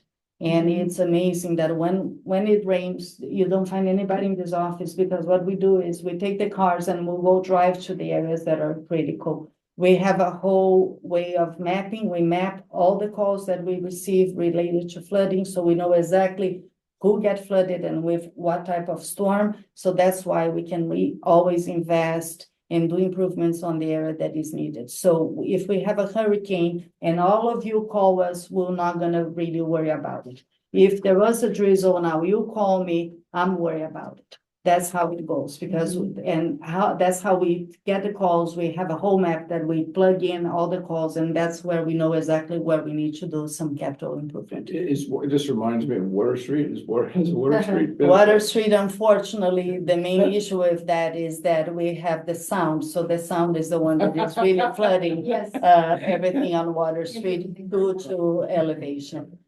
So that is a little more complicated. We need to raise the whole thing, but actually, the whole Heather Lane and Lockwood, Heather Lane, if you see the pictures, people had to sometimes get out of their house on a kayak. Yeah. And we don't, yes. And that's why that whole neighborhood that's why that number is high, because most of that money was finishing that whole project there as well. And since it rained, we have pictures, it's extremely dry. Residents have told us that, Yeah. I'm one of them, especially one of the ones who would sort of leading the charge of please take care of this. Has been saying drainage has improved out there since we've installed this. In the last 3-4 years, we invested over $25 million in drainage. That's why a lot of the complaints are gone. That's what I was telling you before, that we inspect every single pipe on all the roads that we're gonna do some work. Because one thing that we like to do is we do things once. So if we're gonna pave the road, we have to make sure that everything that is under is also good. That's why there is kind of, the on-call drainage project is exactly for that. We go there, we look at the pipes based on the list that we're gonna, pave. If there is any issue with a catch basin that needs to be added, remove, change. If the pipe is sagging, that's what we use that contract for. We do have, this goes under operations, and we have a dedicated crew just to do that every single day of the year. This is a city crew? Yeah. Does it? Everything that you are seeing here, it is everything under Public Works. With the exception of some of the construction projects that of course are done, the big ones, we bid it out with our own staff. Solid waste. So here are the numbers. So the pounds of food scrap that was dropped off last year was over 240,000 pounds. I mean, yeah, pounds. What means is over 7,000 tons. Yard waste collected over 5,000 tons. Solid waste 25,000. Solid waste curb collected 14,000. So remember that this one is also at the transfer station. All our garbage is processed at our transfer station. So it's not one plus the other, but is 14 is from our own collection, and the That's other the total. 11,000 is what people bring on their own. And that food scraps is from the transfer station? No, it's That's also from there all- also, we have 3 sites, Cranberry, Rowayton Transfer Station. On the solid waste report, we have the breakdown of how much each one contributed. Next question, when were the 3 sites put into place? When, what year? It was staggered. The first one was Rowayton, I would say was at least 5 or 6 Yeah, I years think it was more ago. than 20 Yeah. around that. Yeah, and then we got the other ones. The last one that we did was Cranberry, that was about 2.5, 3 years ago. Okay, And just out of curiosity, are the schools part of that? some of the schools have their own. We do not, we have nothing to do with the schools. So schools aren't part of that. Those numbers is only related to residential waste.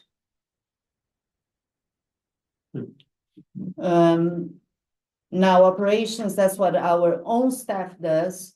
Under Chris, we have the whole garage.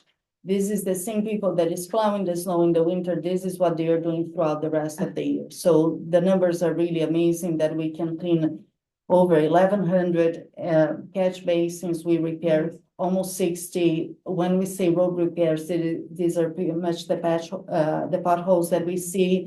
We do sweeping. We're mandatory to do street sweeping because of our MS4 program. So it's over 8,000 miles of roads. A sideline clear, so sometimes we have all the shrubs that grows and then we cannot make that right turn. We clean that 71 miles. We mow the cul-de-sacs, 234 cul-de-sacs twice a year we do. We prune 136 trees and we removed 92 trees last year. The good thing is that also we plant trees, right? So this is one of the things that Public Works do is also related to the tree planting. We have a tree planting budget and we have an arborist that is actually under parks, but she works very close with operations and engineering. And these were our numbers. So our current canopy cover is 43. Our goal is 53%. Our citywide planting goal, it will be 2,200 trees a year. And this is kind of some of the commitment that we have already, and that's why it is our goal to continue funding the trees so we can reach our goal. This is. Yeah, I know. So, and that's what we've been doing. Again, 5 years ago, we didn't get as much money, so we were able to plant 74 trees. There were a little bit of a grants, and then the number we try to keep growing. We got a lot of grants here that help with these numbers to be that high. Last year was just a little bit of the remaining of it. This year, we don't have it now. The grants are pretty much not there. So the number will drop again this year. And we're trying to find ways to continue that. But it's still like, it's still to plant 312 trees, you know, it's a good number. So 2023, we had over 4,000 tree sites completed, and 2025, we did the inventory of over 25 tree sites. What is kind of a big number that we have been really trying to map all of that. So this is just, again, just to give you guys an overall of what we did last year. I'm very proud of my team, you know, everybody really does a good work and they care. So that's kind of where we are. So with that, we're gonna move on to snow operations.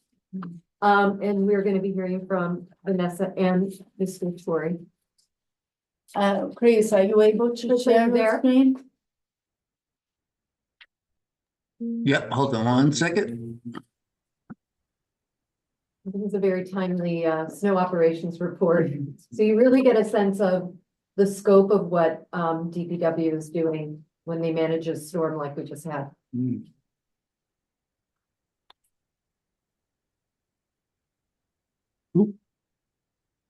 I heard snowplow riding is an option for council members too. Can you guys see my screen? Not yet. Yeah. No staff responded to that. Right.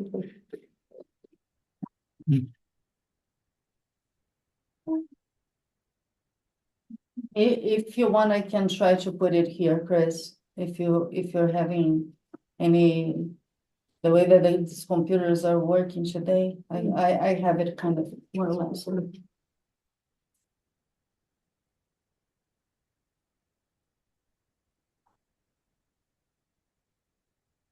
Yeah, Vanessa, mine's not working. I'm sorry, let me try this one, share.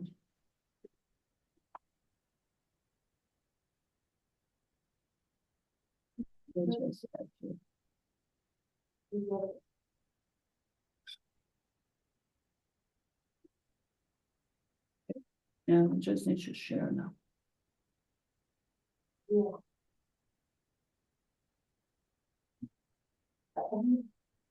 I'm gonna keep like that again because this computer is going too fast, if that's okay. So the reason that we want to bring this, we know we had a really winter this winter, so it's good for you guys to understand how the winter operations happen. Chris is the person really behind to make all this happen, and we have also 3 supervisors that work directly under him, and then our staff. So what is the objective, right, of our interoperation is that the Department of Public Works is committed to provide a safe, reliable transportation network for all roadway users while supporting the movement of goods and services that sustain the city economic vitality. Through efficient professional interoperations, we work to keep roads, bridges, and public facilities open, passable, and restored to normal operating conditions as quickly and safely as possible. That's sometimes a sentence that a lot of people forget about it. We are always working to try to get it back, but it takes some time, and you're going to understand why. The objective of DPW interoperation is to ensure public safety, maintain mobility, and minimize disruption during winter weather events by efficiently clearing and treating roadways, bridges, and public facilities and restoring functional conditions in a timely and cost-effective manner. So let's go through our numbers because for me, they're very impressive. We have 650 lane of miles that needs to be plowed in the city. We're just talking about public roads. We do not plow private roads. We call lane miles because when you have a road with a 2-way on each side, you know each one is 2 lanes. So MLK, we ended up with 6 lane of miles on some of the areas. So, and we have about 69 sidewalks that we need to clear. So a lot of people ask, but you guys don't clear sidewalks. We do clear some sidewalks, particularly some of them that is the approach to some of the bridges that belong to us, and also some of related to the schools. We do have a whole map, and that's where we dispatch the crew. We also clean all the schools and all the civic parking lots. That means the libraries and City Hall. We have defined 26 plow routes.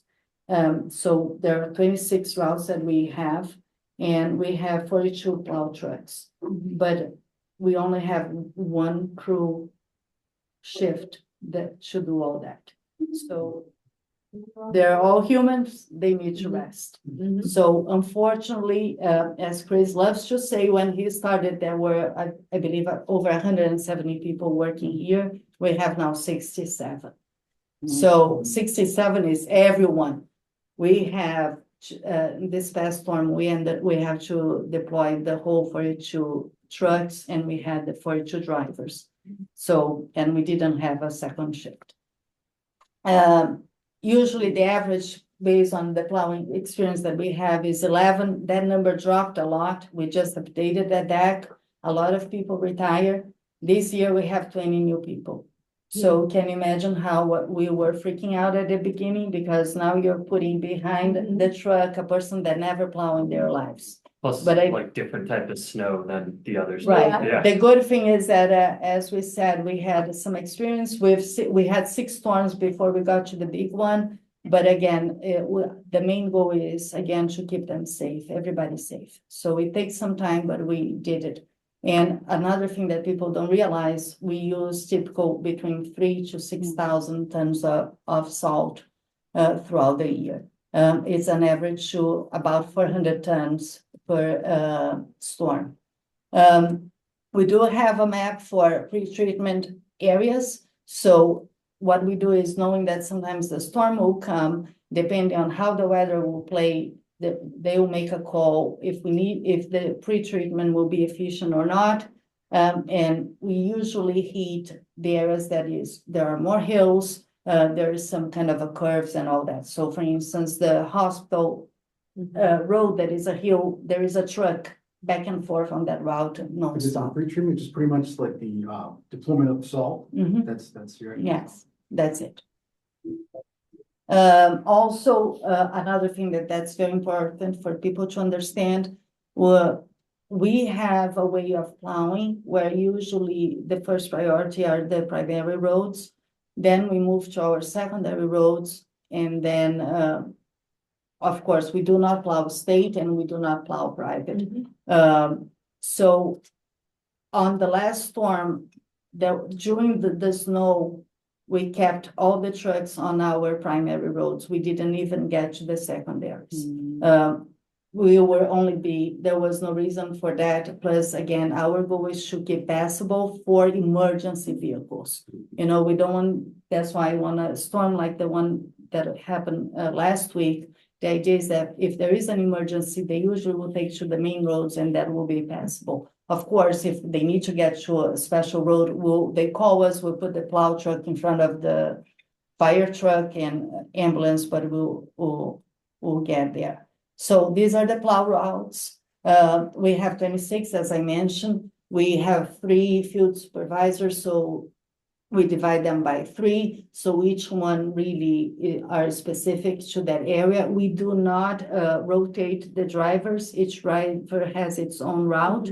A lot of people say, but you just said that you may have 42 people, you have 26 routes. There are some routes that we assign more than one truck, and some of them are on standby to help, or sometimes we have to use attendant on some roads. So we put to plow like 3 trucks in one route.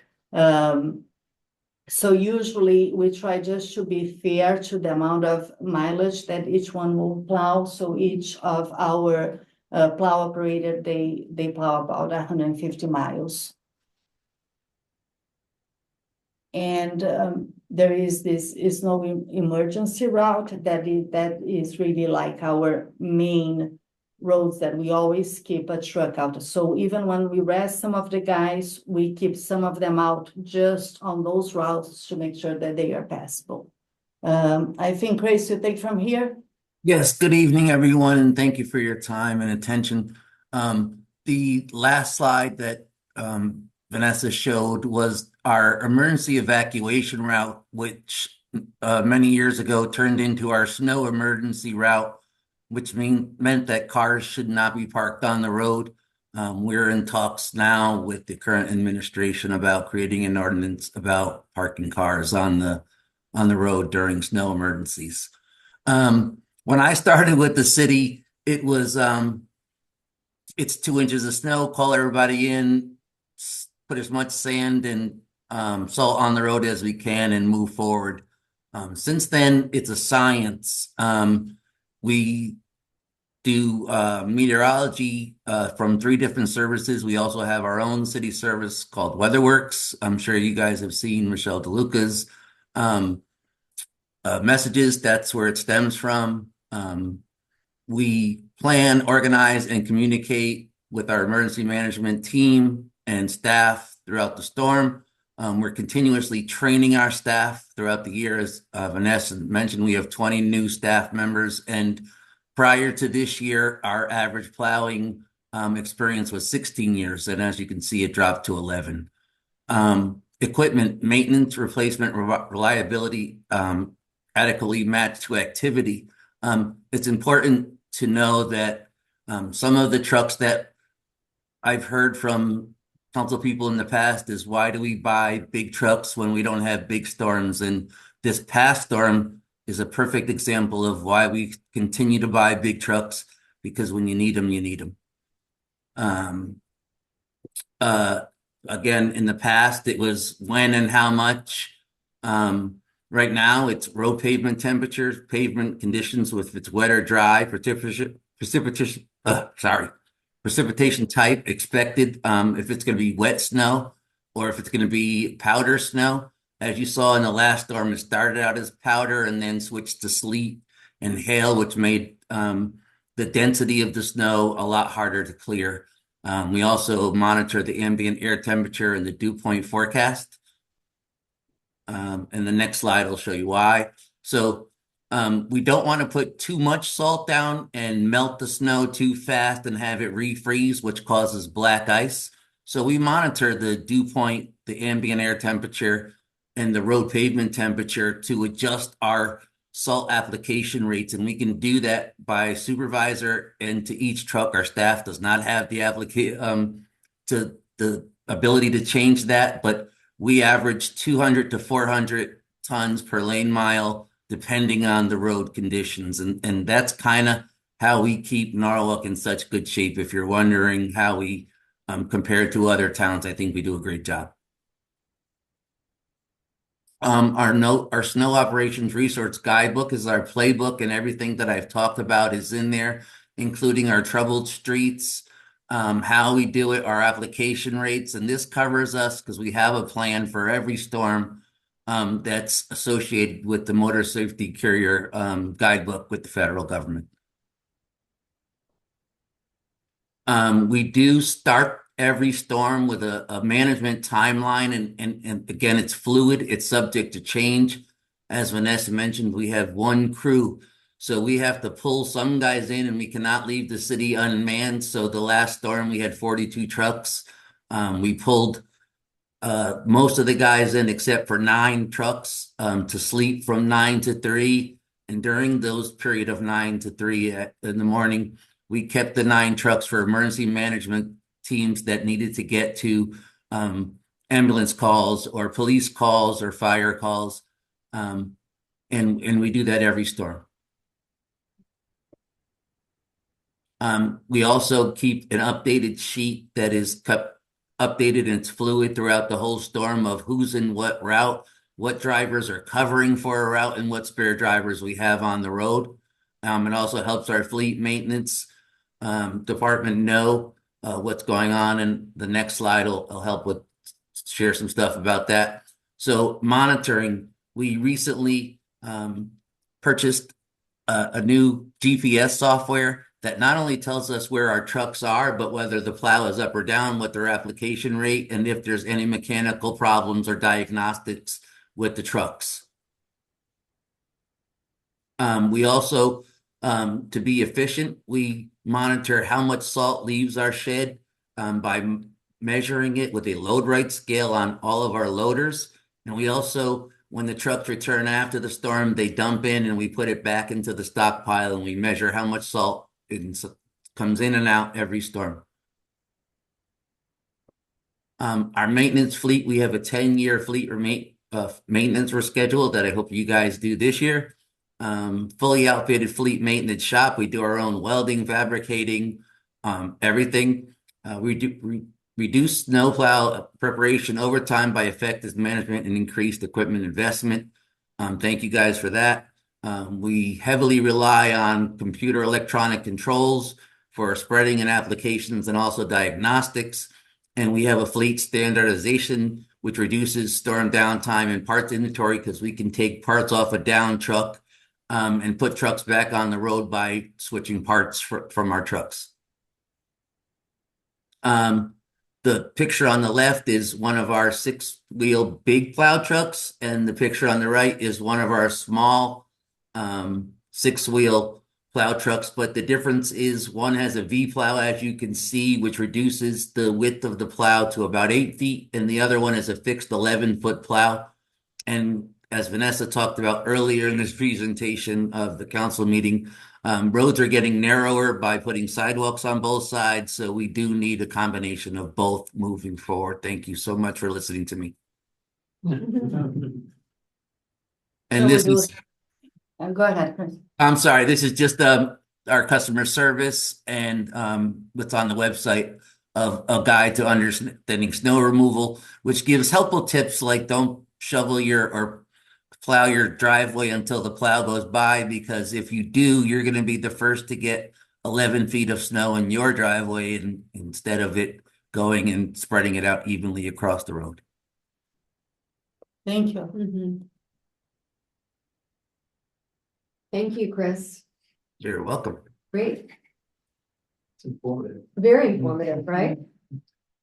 All right, so moving on to, Question for Chris, just generally, is the salt a pure salt mixture, or do you use a combination of salt and sand or some other admixture?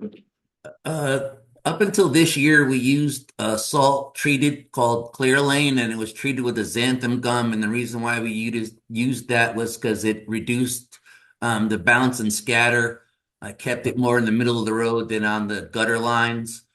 And it worked to -5 degrees. The salt that we use today is regular rock salt, and it's good to about 15 degrees. And then it really has no useful effect when it gets to as cold as it's been lately.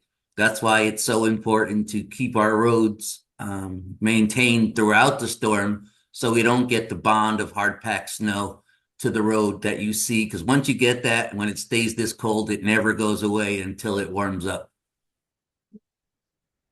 Thank you. I have a question, if you don't mind. Sure. I know that the Norwalk River Valley Trail is really well cleared from Belden Avenue south, but it was recently extended from Belden Avenue all the way up to 123, even up to Broad Street. And I noticed the last 2 storms, it still hasn't been And will cleared. not be, it's not part of our plowing operations. Is that part of yours or? No, well, it's the NRVG is responsible for the They're maintenance. responsible Yes, for it? and then as part of our agreement with them, they don't plow. The other portion is plowed because it crosses our parks, and that's why it gets plowed by park. Yeah, I noticed, it's really. That's the difference. Okay, thank you. Mhm. I'd also like to say that we are still to this day cleaning sidewalks and cleaning roads where cars were parked and have since moved to help accommodate small businesses. Hoyt Street being like one of the streets, and in our business districts, you'd be shocked that if you saw how much snow that we've actually trucked from the roads because of cars parked on the roads to clear up parking spaces and accessibility for our emergency services. Our yard debris site has been closed because it's almost full of snow from our trucks removing snow still from sidewalks and roads. All right. So I think, Chris, you're going to continue with tree operations and programming. Yes, that sounds like a plan. November, December. November, December, yes. So I'm going to condense it in the for everybody's time. So we removed 15 trees in the parks. The locations are noted. I wish Councilman Freer was here because the report was changed at his request.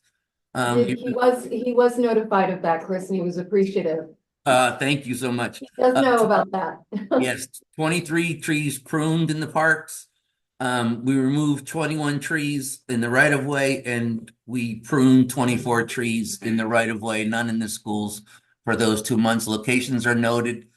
We also keep track through CityWorks of locations, species, diameter, through CityWorks and every tree that we've identified has an asset identification number for future reference for all of the residents to have a little bit of history of those trees.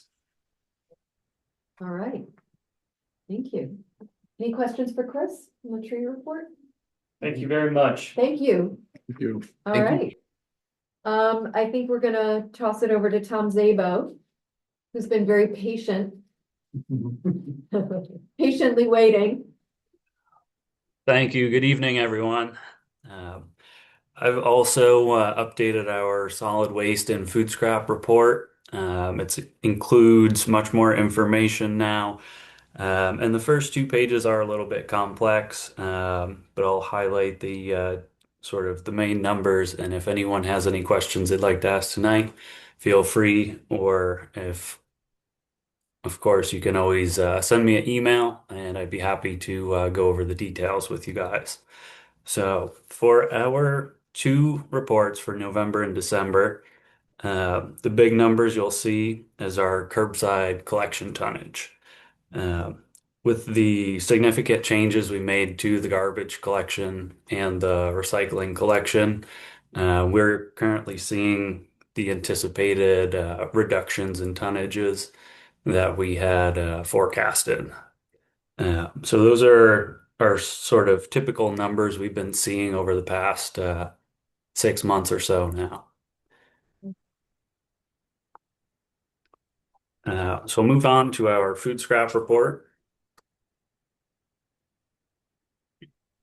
So November, I think, has so far been the most successful month of the entire program. The pumpkins and the Thanksgiving food waste, I think, really skyrocketed our November tonnages. So that was really amazing to see. And then as for December, 10 tons is still a very good tonnage for the month. So we are seeing some stronger numbers, and that's of course why we're looking towards adopting the program and sort of maximizing the efficiency of it. I will say, shockingly, Rowayton did account for over half of the tonnage. That's great to see.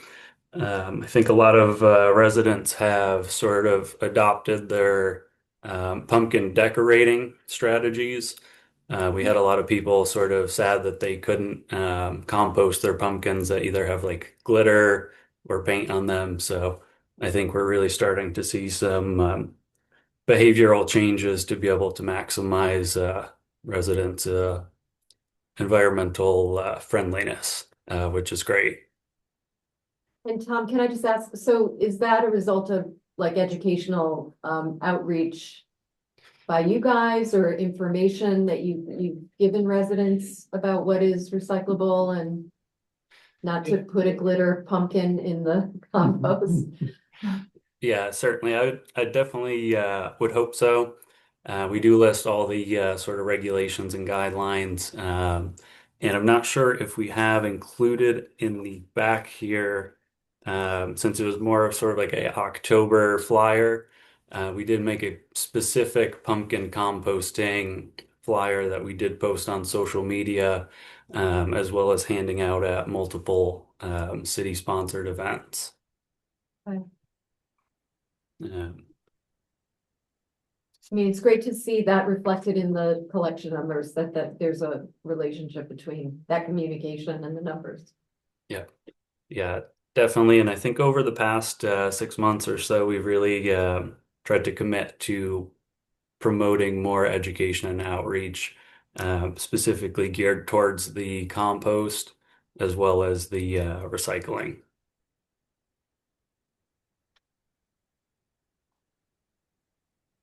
All right. So there's no more questions about that. I'll sort of continue on down. Over the past few weeks, we collected Christmas trees as part of our city-run collection. We collected 2,501 trees. I think it was about 100 or 200 more than last year. That's another program we try to promote and advertise to residents to maximize their value that they receive from the city. We did not have a bulky waste collection. We are in our off season for that. We are, however, gearing up to start our collection season again in March. We do have a few minor changes to the program, nothing too significant. Residents will still receive about a 2-week window to sign up for their bulky waste collection. Once they call customer service to sign up, they will receive a confirmation with a date that their collection will take place. Probably the most notable change will be a restriction on the amount of items residents can set out. Through the last several years of the program, we've had some folks put out what seems to be an entire household for a collection. So we really want to make sure that this program serves everyone fairly. And we feel a 1 cubic yard limit sort of highlights the ability to serve more residents in a more effective way. And residents will be able to sign up twice per year. So if residents do happen to have maybe an abundance of items they need to set out, they can sign up once in the first half of the summer, and then the schedule rotates around back to them in the second portion of the summer. And so the amount, the tonnage, the weight is the same? So if I did it twice, Yep. Correct. Yep. be the total amount? Yeah, so in theory, if you really needed to utilize the program and maximize your amount of stuff you can get rid of, basically, you could get rid of 2 cubic yards per season. So between those two, if I signed up and you came twice, it'd have to be that total. Yeah, yeah. And there's a diagram here of what that looks like and what the items would look like in a cubic yard, so. Yeah, Did you find that in a certain area or what did that look like that when so many people were putting Yeah, so so much that out? was surprisingly spread out across the city, depending, seems like, on the month. Maybe I remember, I believe it was Zone 3, sort of the northwest portion of Norwalk. There was a few streets that had, 4 couches, 5 desks, a lot of mattresses. And at some point, the big pile of garbage at the street gets a little suspicious. Did all that come out of one house? But for the most part, it does seem to be spread relatively even across all of the zones. And I think the 1 cubic yard, we are a little bit flexible. Like a couch, for instance, might not fit in those dimensions exactly. But setting that sort of requirement, I think, reduces the ability for residents to put out too much stuff. If it's maybe a tenant moves out of a home and now there's an abundance, the entire house is out there. It's very costly to the city when we kind of take on things like that. So sort of this requirement will hopefully bridge the gap to create more efficiencies and definitely keep things more economical for the program. Thank you. No problem. And then lastly, we have our education and public outreach section. We've included a lot of the flyers and information that we've distributed primarily on social media, as well as the few events we have attended over the past 4 or 5 months. We do post a lot on social media. We do get some good feedback on there, and pending the topic, sometimes it's very popular, other times it is not so overwhelmingly interesting. So.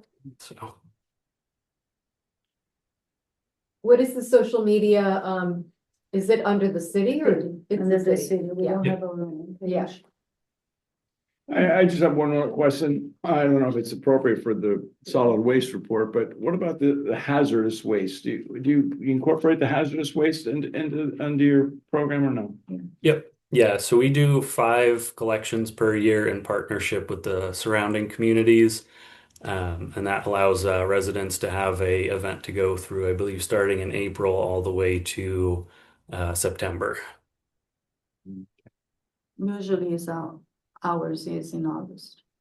So we should have shortly unpack the next meetings, This calendar. Yes, usually starts in April, so you'll see around maybe March we will start posting. Okay. Also, Tom, is that Darlene just asked me about our recycle pop-up program. It is in pause now during the winter, right? Yeah. But it's back. Yeah, that's correct. We will start up in the month of March. It has been a very overwhelmingly successful program. Essentially, for the folks who aren't aware, we found a company, they'll come down with a box truck, and the company operates a redemption center as like their own facility and warehouse, and they're able to offer these pop-up events. As most of you likely know, getting your redemption value for your cans and bottles can sometimes be quite difficult. This event is really streamlined to be very efficient for residents, and it's a great opportunity for the city to really promote recycling, and it's another step further to try and reduce the costs associated with recycling to the city.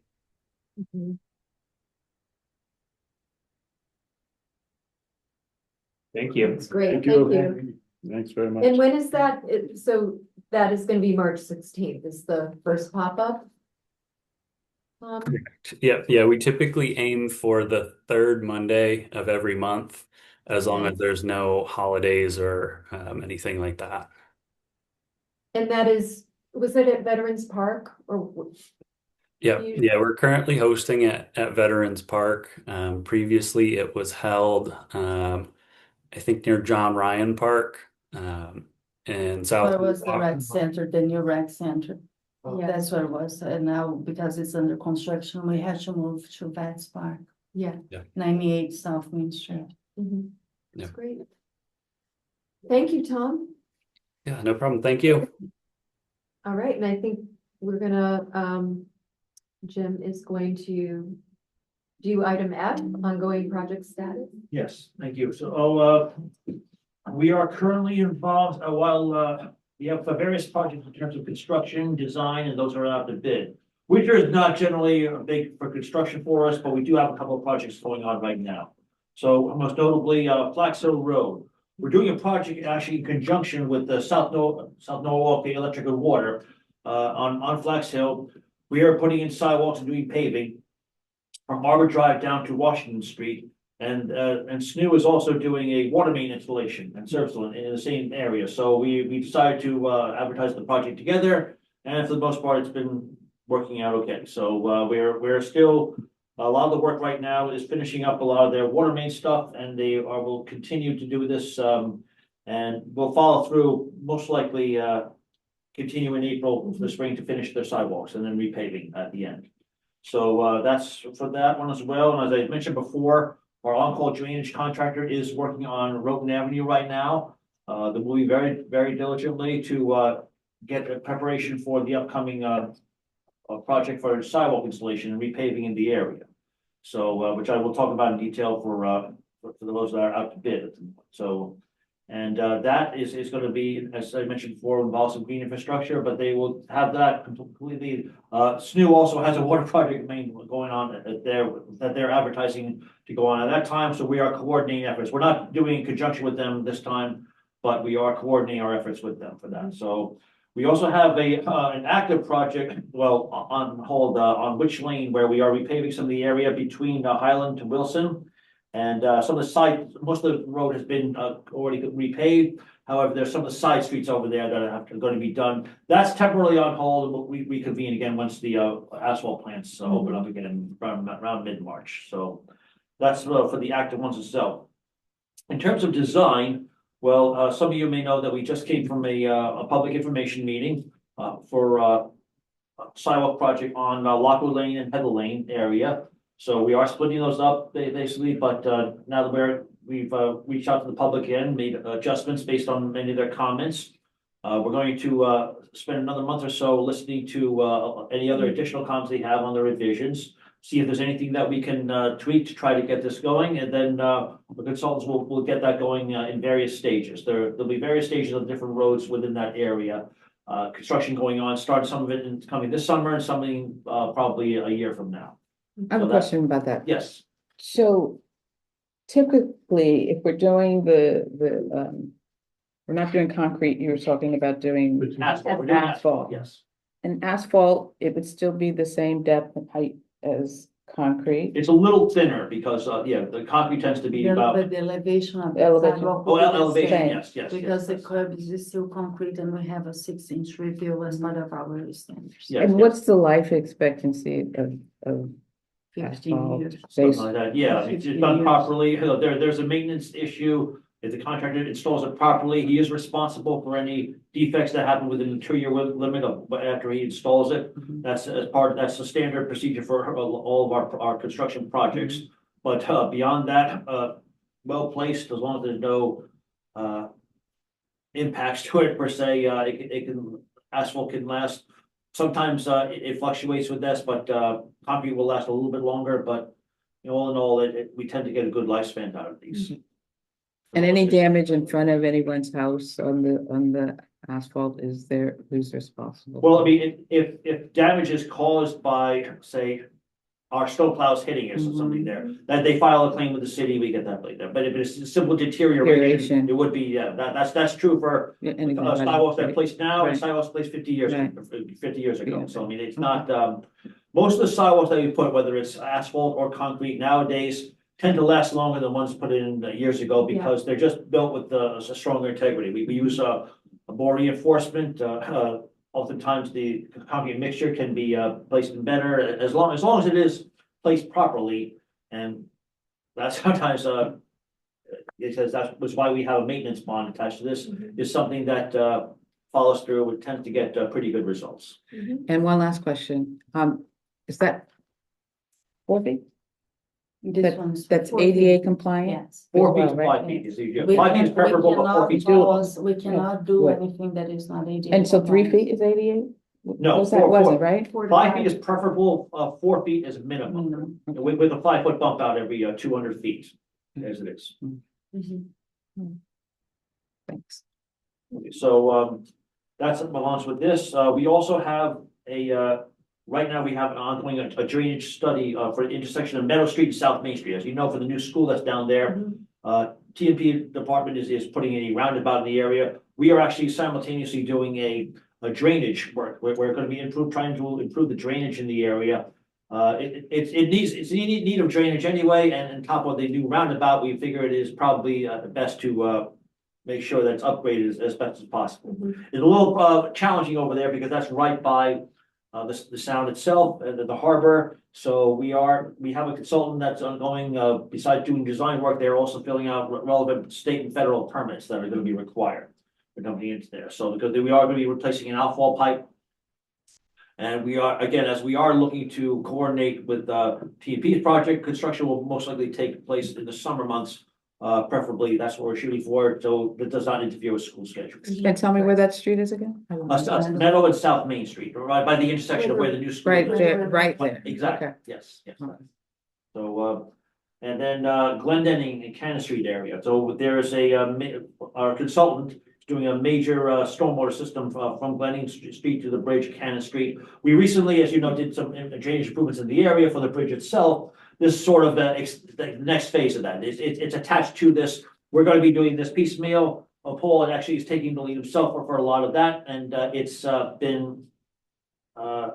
currently designed. We're hoping to get out somewhere around in the summer months for this. So that's going to be, once we get that in, one of the reasons, besides the fact that it sees a lot of problem areas, we are also looking to pave that. We are hoping to pave that in the following months after this, only because we can't pave it until this drainage issue is resolved.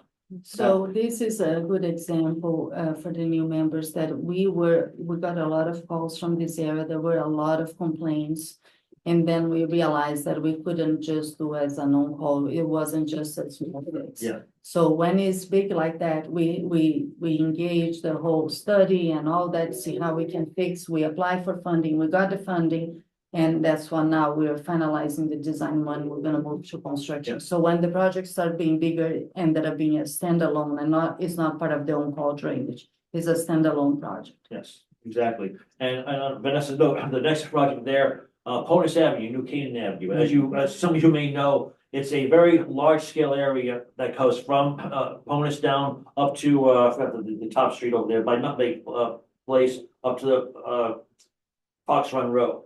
It covers a very large area. Quite frankly, as Vanessa's point, it's a standalone project because it is such a large swath, but we couldn't even do everything all at once because it's just an enormous undertaking. So what we're doing is we're breaking up in phases. So right now, our consultant is currently underway for doing the bottom phase of the project. The first phase where it's basically at the outfall by Nutmeg Place and in the surrounding areas up to Broad River Park, which as some of you may know, there's also a ball field going into there. So we're going to do that a little bit area north of this. Once this area is designed and constructed, we're going to move on to the areas uphill of that. It's a large area until we get relatively far up to about Fox Run Road is about the limit of what's up there. As part of the entire area, that area is been seeing a lot of flooding in there. And to Vanessa's point before about Heather, all the other major projects that we've been doing drainage on,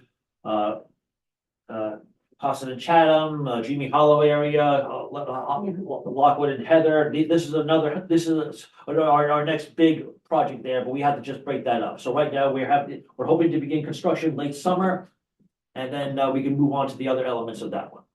So this is near where I live. Oh, well, then, I'm sure you'll be very happy to hear about this. And I was just shocked that you're gonna somehow take water from all the way up at Fox Run Road, all the way down to. That's gonna be everything, water flows downhill, just that. And then, so it flows down to the bottom over there. We have to fix that first before we fix the other ones so there. It eventually gets over to. Does that go down New Canaan Avenue though? Do you go down? The routes vary between there. We have It's a to large cross spot New there. Canaan. The watershed is extremely big. This is one of the biggest flooding areas that we have here. The biggest area is around Fox Run Road. Is that where the flooding is? No, it's the whole area. Watershed, no, it is New Canaan, some of the streets upstream. We had that, around New Canaan. We had that whole commercial little lot there underwater in some major storms. The whole project about 3-4 years ago was coming up as almost $11 million. We cannot afford that. We don't have any grants now to put it on. So that's why we decided to break up in phases. We are about as Jim stated, we're doing the Broad River fields now. So we are already doing all the drainage on the fields to be able to accept all the new, all the upstream that is coming. And now we are doing a whole new outfall. So we have to, to be realistic, I don't think we can finish this project at least in another 6-7 years for the whole area, considering that we continue getting the flow of funding that we need. But we have to start. So that's what we're doing. We'll be the field, the outfall, a little some low hanging fruits that we can try to address with our own call drainage a little bit on that area and then continue to move forward. So you guys are gonna listen about, But you're actually, the route from Nutmeg Place up to the ballpark is gonna be a big draining, I mean, that's. oh, This is the bottom, literally the bottom This portion will of the be- watershed itself. if Yeah. after finished, this is by far the biggest Yeah. drainage project in our. Yeah, I would think that would have to be huge. Wow. That's why it's being spread out so much there, so. Love to be able to do it all at once, but that's just not feasible. So that's not from upstream water, this is Wow. basically just the inch acres. It's not one particular location, it's the entire Yeah. area that's just covered for us, so a watershed refers to all the area Mhm. of what that drains to, from a particular location to a specific spot. Mhm. And it goes down to, a lot of it goes just down to that particular area then. Through various means, but it goes down into it's like a valley, basically just goes down and how it gets set up. So that's about the biggest one for that one. Now, in addition to this, we are also, but besides our own capital projects, we also provide engineering services for other groups within the city. So we've done work for the Parks Department within our own area, for TNP, and right now we're also, we're installing, doing project design of installing handicap ramps for our ADA compliance officer. So that's, we're involved with this one for design. Our ADA compliance officer is very knowledgeable about this and is looking for us to design.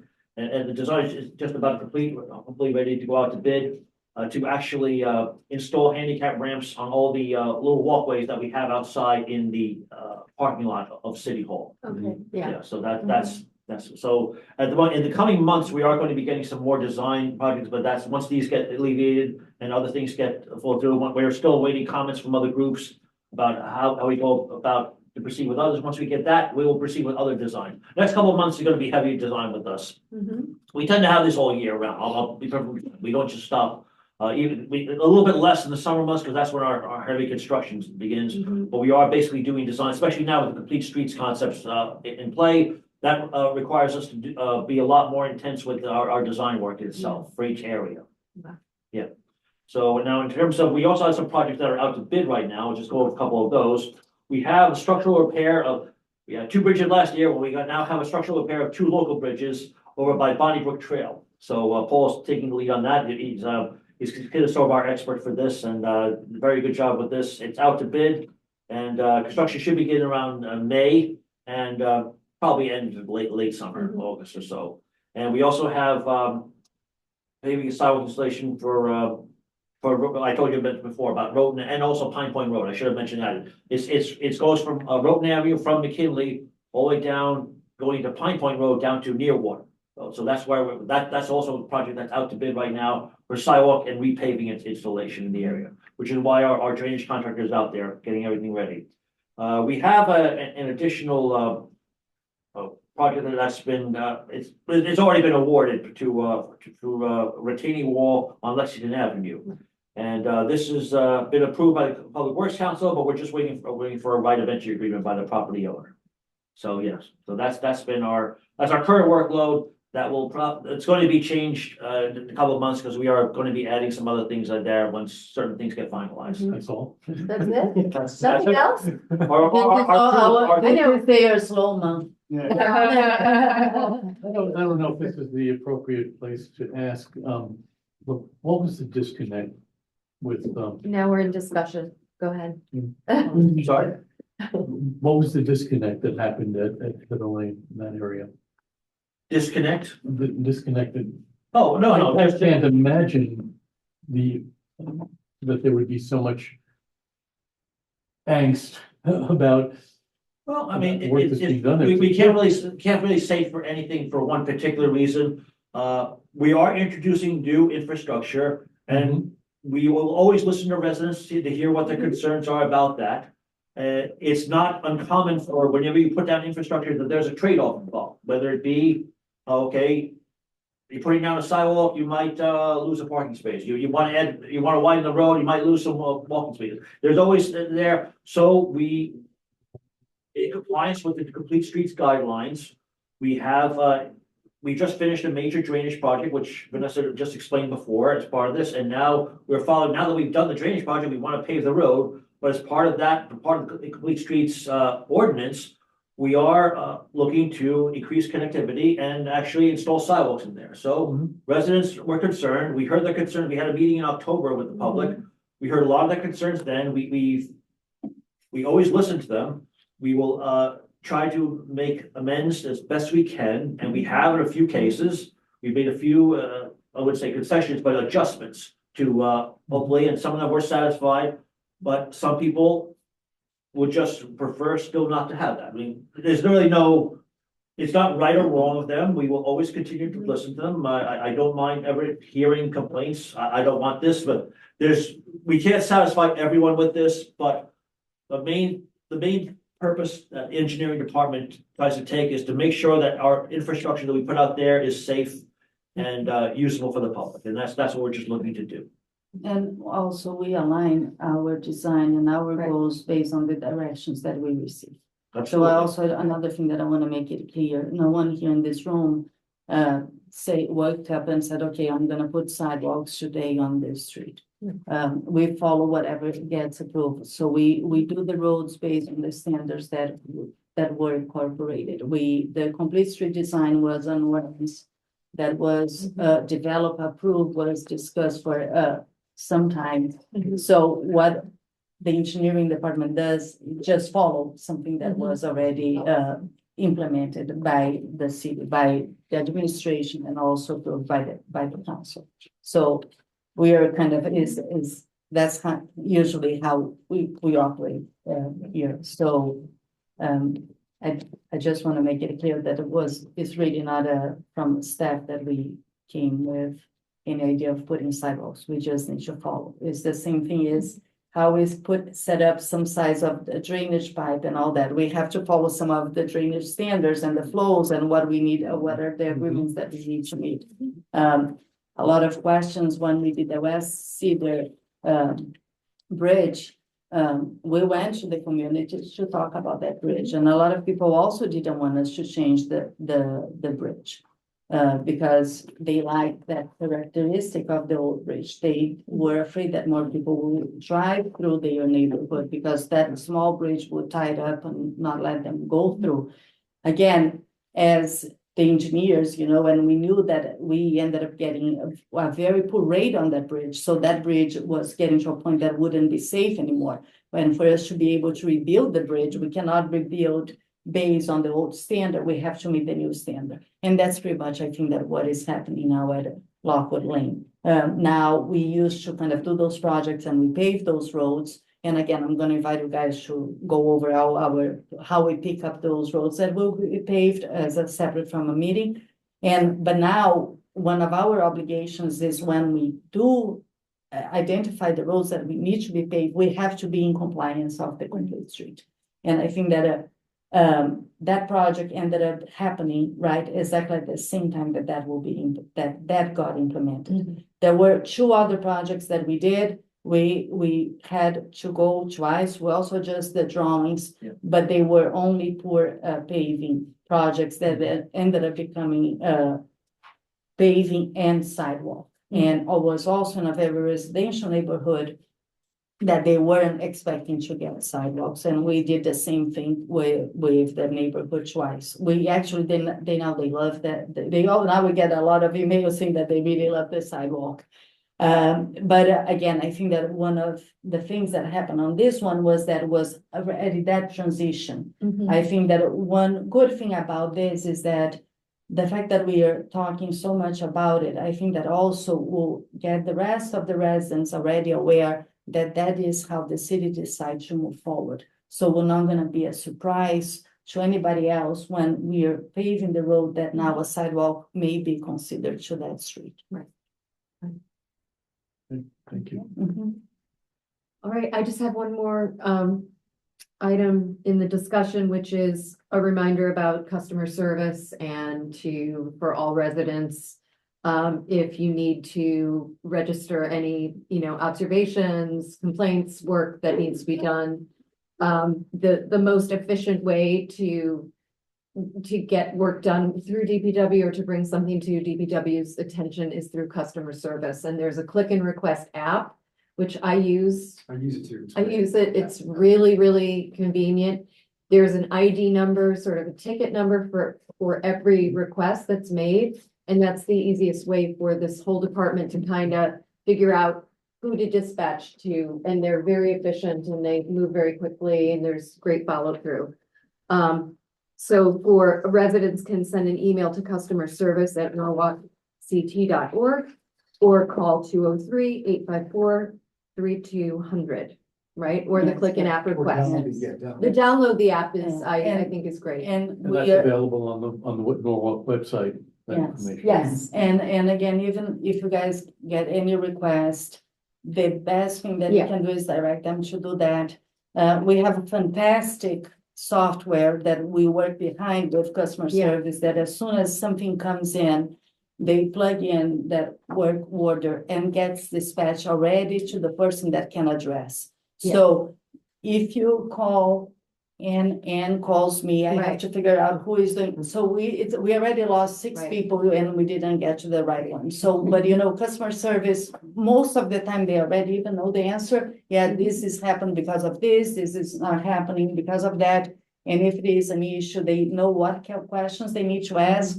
And then right away, and then sometimes within 30 minutes, we Yeah. can get to it.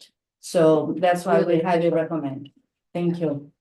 And that's all I have, just, next motion, final motion. Anybody, everybody. Okay. Motion. All of Okay, us. all in- all in- No. All in favor? Aye. All right, thank you all very much. Thank you. All right, thank you. Have a good night. You're very much.